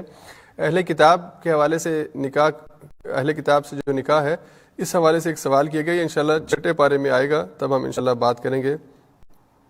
وابتھیر نار، نار کا کیا مطلب ہے؟ نار کا مطلب ہے آگ. تو آگ کو عربی میں نار کہتے ہیں. عید حوالے سے لکھا گیا ہے لیکن سوال نہیں لکھا، صرف عید لکھا ہے، تو مجھے نہیں معلوم کہ یہ کیا سوال کیا ہے. اللہ تعالیٰ چھوٹی بات کی مثال دینے سے نہیں شرماتا. جی اللہ تعالیٰ مچھر یا اس سے چھوٹی بھی کوئی چیز ہو اس کی مثال دینے میں بھی اللہ کو شرم نہیں ہے. اللہ تعالیٰ ہدایت کے لیے اور رہنمائی کے لیے سوال بیان کرتے ہیں. عادل حسین نے سوال لکھا ہے، السلام علیکم. Many of our Muslim brothers and imams are praying صلاۃ التراویح اینڈ اور فرد صلاتس ان مسجد ان Pakistan with 2 meter space between each of them in their جماعت. Is it according to سنہ and شریعہ؟ جی پاکستان کے اندر جو لوگ کر رہے ہیں، ماں سے آپ یہ سوال پوچھئے تو وہی اس کا بہتر جواب دے سکتے ہیں. ہم یہاں پہ ناروے کے اندر یا یورپ کے اندر جو مسلمان ہیں ان کے لیے ہم اس طریقہ کار کو ہم نے کہا کہ نہ اڈاپٹ کریں. آلٹرنیٹو شریعت نے ہمیں پہلے دیا ہے، وہ یہ ہے کہ آپ گھر کے اندر نماز پڑھیں. جماعت کے اندر جو ہے وہ گھر کے اندر نماز ادا کی جا سکتی ہے جماعت کا ثواب لینے کے لیے، تو اس تکلف کی ضرورت نہیں ہونی چاہیے. لیکن اگر پاکستان کے علماء نے یہ طریقہ اختیار کیا ہے تو اس کی وضاحت انہیں سے پوچھی جا سکتی ہے. صبر کا مطلب اور مفہوم کیا آزمائش کی شکایت سے ٹوٹ جاتا ہے؟ سوال کی مجھے ویسے سمجھ نہیں آئی کہ صبر کا مطلب اور مفہوم کیا آزمائش کی شکایت سے ٹوٹ جاتا ہے. شکایت اللہ سے جو ہے وہ نہیں کرنی چاہیے، شکوہ نہیں کرنا. اگر میں آپ کا سوال صحیح سمجھاؤں تو اللہ سے جو ہے وہ مدد مانگنی چاہیے، اور اگر آزمائش آ جائے تو اس کے اوپر صبر کرنا چاہیے، اس کا شکوہ نہیں کرنا چاہیے. ایک انسان پر جب بھی آزمائش آتی ہے تو وہ 5 فرض نماز پڑھ کے صبر کا کہا گیا ہے، یا نوافل پڑھے جا سکتے ہیں کہ نفل؟ جی اگر آزمائش اور مشکل امتحان آئے تو اللہ سے صبر کی جو دعائیں ہیں وہ لازمی مانگنی چاہیے. جو فرائض ہیں ان کا اہتمام کرنا چاہیے. فرائض کے ساتھ صدقہ جو ہے آزمائش کو ٹالنے کے لیے صدقے کا کہا گیا ہے کہ مشکل آ جائے تو آپ صدقہ جو ہے اس کا اہتمام کریں. صدقہ مصیبت کو ٹالتا ہے. اور پھر دعا، جس طرح کہ میں نے آج آخر میں جو دعا آپ کے ساتھ شیئر کی ہے سورہ بقرہ کے یعنی دوسرے پارے کے آخر میں، بہت خوبصورت دعا ہے صبر لینے کے لیے، اللہ سے صبر مانگنے کے لیے اور صبر کا ایٹیٹیوڈ ڈیولپ کرنے کے لیے کہ اللہ تعالی ہمیں جو بھی حالات ہوں ان میں صبر اور استقامت عطا فرمائے. تو یہ دعا یاد کیجئے، اس کا اہتمام کیجئے. ربنا افرغ علینا صبرا وثبت اقدامنا وانصرنا علی القوم الکافرین. اللہ تعالی ہمارے اس وقت کو اپنی بارگاہ میں قبول و منظور فرمائے. دعا فرما لیجیے. الحمدللہ رب العالمین والصلاۃ والسلام علی سید الانبیاء واشرف المرسلین محمد وعلی آلہ واصحابہ اجمعین. ربنا آتنا في الدنيا حسنة وفي الآخرة وقنا عذاب النار. اللهم ربنا تقبل منا إنك أنت السميع العليم وتب علينا يا مولانا إنك أنت التواب الرحيم. ربنا أفرغ علينا صبرا وثبت اقدامنا وانصرنا على القوم الكافرین. یا رب کریم ہماری اس حاضری کو اپنی بارگاہ میں قبول و منظور فرما. یا رب کریم ہم سب تیری طرف سے جو بھی نعمتیں ہوئی ہیں ان سب کا شکر ادا کرتے ہیں. یا رب کریم جو نعمتیں جن کا ہمیں علم ہے اور وہ نعمتیں جن کی ہمیں قدر نہیں ہے ان سب کا ہم شکر ادا کرتے ہیں. یا رب کریم جو نعمتیں تو نے عطا کی ہیں ان سب پر تیرے سامنے شکر گزار ہیں, تیری تعریف بیان کرتے ہیں, تیری حمد بیان کرتے ہیں. یا رب کریم دنیا میں ہمارا کوئی بھی بھائی کوئی بھی بہن کسی مشکل اور آزمائش کے اندر گرفتار ہو اس کے لیے دعا گو ہیں. یا رب کریم اس کے حالات میں بہتری پیدا فرما, اس کے حالات میں آسانی پیدا فرما. یا رب کریم ہم جتنے اہل ایمان دنیا سے چلے گئے سب کے لیے دعا گو ہیں, سب کی مغفرت فرما. خصوصی طور پر آج ہمارے محترم شیخ صدیق صاحب جو ہمارے بزرگ ہیں ساتھی ہیں آج دنیا سے رخصت ہوئے, ہمارے محترم سلید. یا رب کریم ہم ان کے لیے دعا گو ہیں, ان کی مغفرت فرما. یا رب کریم ان کو جنت الفردوس میں اعلی علیین میں جگہ عطا فرما. یا رب کریم ان کے ساتھ آسان حساب کتاب کا معاملہ فرما. صہیب اور دانیال اور دیگر جتنے بھی پسماندگان ہیں سب کو صبر جمیل عطا فرما. یا رب کریم ان کو اپنے والدین کے لیے صدقہ جاریہ بنا. وہ پہلے بھی اس سینٹر بہت سے مختلف شعبوں کے اندر خدمات انجام دے رہے ہیں. یا رب کریم ان کو ساری زندگی دین سے وابستہ رہنے خدمت کرتے رہنے کی توفیق عطا فرما اور ان کی اس نیکی کا بہترین بدلہ ان کے والدین کو عطا فرما. یا رب کریم ہمارے جتنے اہل ایمان بیمار ہیں سب کے لیے دعا گو ہیں, سب کو صحت کلی عطا فرما. جو جہاں بھی گھر میں یا ہسپتال میں روحانی بیمار ہے جسمانی بیمار ہیں ان سب کے لیے دعا گو ہیں, سب کو اپنی جناب سے مکمل کرم کرتے ہوئے مکمل فضل کرتے ہوئے رحمت کرتے ہوئے مکمل صحت عطا فرما. یا رب کریم ہم سب کو قرآن کے ساتھ جوڑ دے. یا رب کریم ہم سب کو قرآن سے سچی محبت عطا فرما دے. قرآن کو ہمارا اوڑھنا اور بچھونا بنا دے. قرآن کو ہمارا اول اور آخر بنا دے. یا رب کریم صبح و شام اس کی تلاوت کرتے رہنے کی توفیق عطا فرما. یا رب کریم اس کے نور سے ہمارے دلوں کو منور فرما دے. یا رب کریم ہمارے پریشانیوں کو اس کے ذریعے سے ختم فرما دے. رب کریم ہمارے ایمان کو اس کے ذریعے سے مضبوطی عطا فرما دے. اور یا رب کریم قیامت کے دن کو ہمارا ساتھی اور ہمارا شافع بنا دے. یا رب کریم ہم سب کو حضور علیہ الصلوۃ والسلام کی ذات سے سچی محبت نصیب فرما. اس رمضان کے مبارک مہینے کے اندر یا رب کریم بہت اداسی ہے, ہم گھروں کے اندر قید ہیں. یا رب کریم تیرے گھر میں مسجد میں نماز کے لیے ہم حاضر نہیں ہو سکتے. یا رب کریم اس کرونا کی بیماری کی وجہ سے جہاں بھی جو بھی مشکل ہے یا رب کریم اس کو ختم فرما. ہم کو پھر سے توفیق عطا فرما کہ ہم مل کر تیرے گھر میں تیرے سامنے سجدہ ریز ہو سکیں. یا رب کریم اس آزمائش اور اس امتحان سے ہم سب کو نجات عطا فرما. یا رب کریم ہماری دعاؤں کو قبول و منظور فرما. جس کے دل میں جو بھی خواہش ہے جو بھی سوال ہے اسے اپنی رحمت سے پورا فرما. اور یا رب کریم ہم سب کو پورے رمضان کے اندر اچھے انداز میں روزے رکھنے, تلاوت قرآن کرنے, فہم قرآن کی کلاس اٹینڈ کرنے کی توفیق عطا فرما. یا رب کریم ہمارے اس نظام کو چلانے میں جو ساتھی جس انداز میں کام کر رہے ہیں یا رب کریم سب کو بہترین بدلہ عطا فرما. سب کو اپنی جناب سے کرم کرتے ہوئے ان کے اوقات میں برکت عطا فرما, ان کی مشکلات کو دور فرما اور ان کو دنیا اور آخرت کی کامیابیاں عطا فرما. ربنا آمنا فاغفر لنا وارحمنا وانت خیر الراحمین. سبحان ربک رب العزۃ عما یصفون وسلام علی المرسلین والحمد للہ رب العالمین برحمتک یا ارحم الراحمین. محمد صلی اللہ علیہ وسلم اور دعا پڑھنی چاہیے شروع کرتا ہوں. میرے اچھے رسول کر مجھے مالا مال, میری جھولی میں ڈال اپنے قدموں کی دھول. میرے اچھے رسول تشنگی کا علاج سنگ اسود کے پاس چارہ اختلاج سبز گنبد کے پاس اشک بن کر دعائیں میری پلکوں پہ آئیں اور صدائیں لگائیں چل محمد کے پاس. تخت مانگوں نہ سیج کوئی پروانہ بھیج, کر مجھے بھی قبول میرے اچھے رسول. آرزوئے وصال جیسے باہوں میں حور، اور دل کا یہ حال جیسے جلتا ہو طور. تو ہی میرا مدار، تو ہی میرا حصار، تو میرے آر پار جیسے شیشے سے نور. یوں ہے تو میرے سنگ جیسے پانی میں رنگ، جیسے کانٹوں میں پھول میرے اچھے رسول.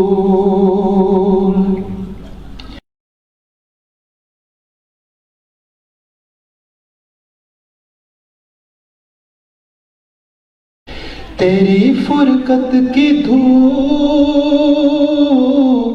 میری فصل بہار، تیری یادوں کا روپ میرا جیون سنگھار. آنکھ جلوہ بدوش، روح احرام پوش، تیرے حلقہ بغوش میرے لیل و نہار. رونق ہست و بود صرف تیرا وجود، تیرے سچے اصول میرے اچھے رسول. میری سانسوں کی باڑ تیرے آنگن کے ساتھ، میرا گزرے اساڑ تیرے ساون کے ساتھ. ابر رحمت گواہ بہہ گئے سب گناہ، جب سے لپٹی نگاہ تیرے دامن کے ساتھ. راہ حق پر مدام چلے تیرا غلام، اب نہ ہو کوئی بھول میرے اچھے رسول. میری جھولی میں ڈال اپنے قدموں کی دھول میرے اچھے رسول. جزاک اللہ خیر.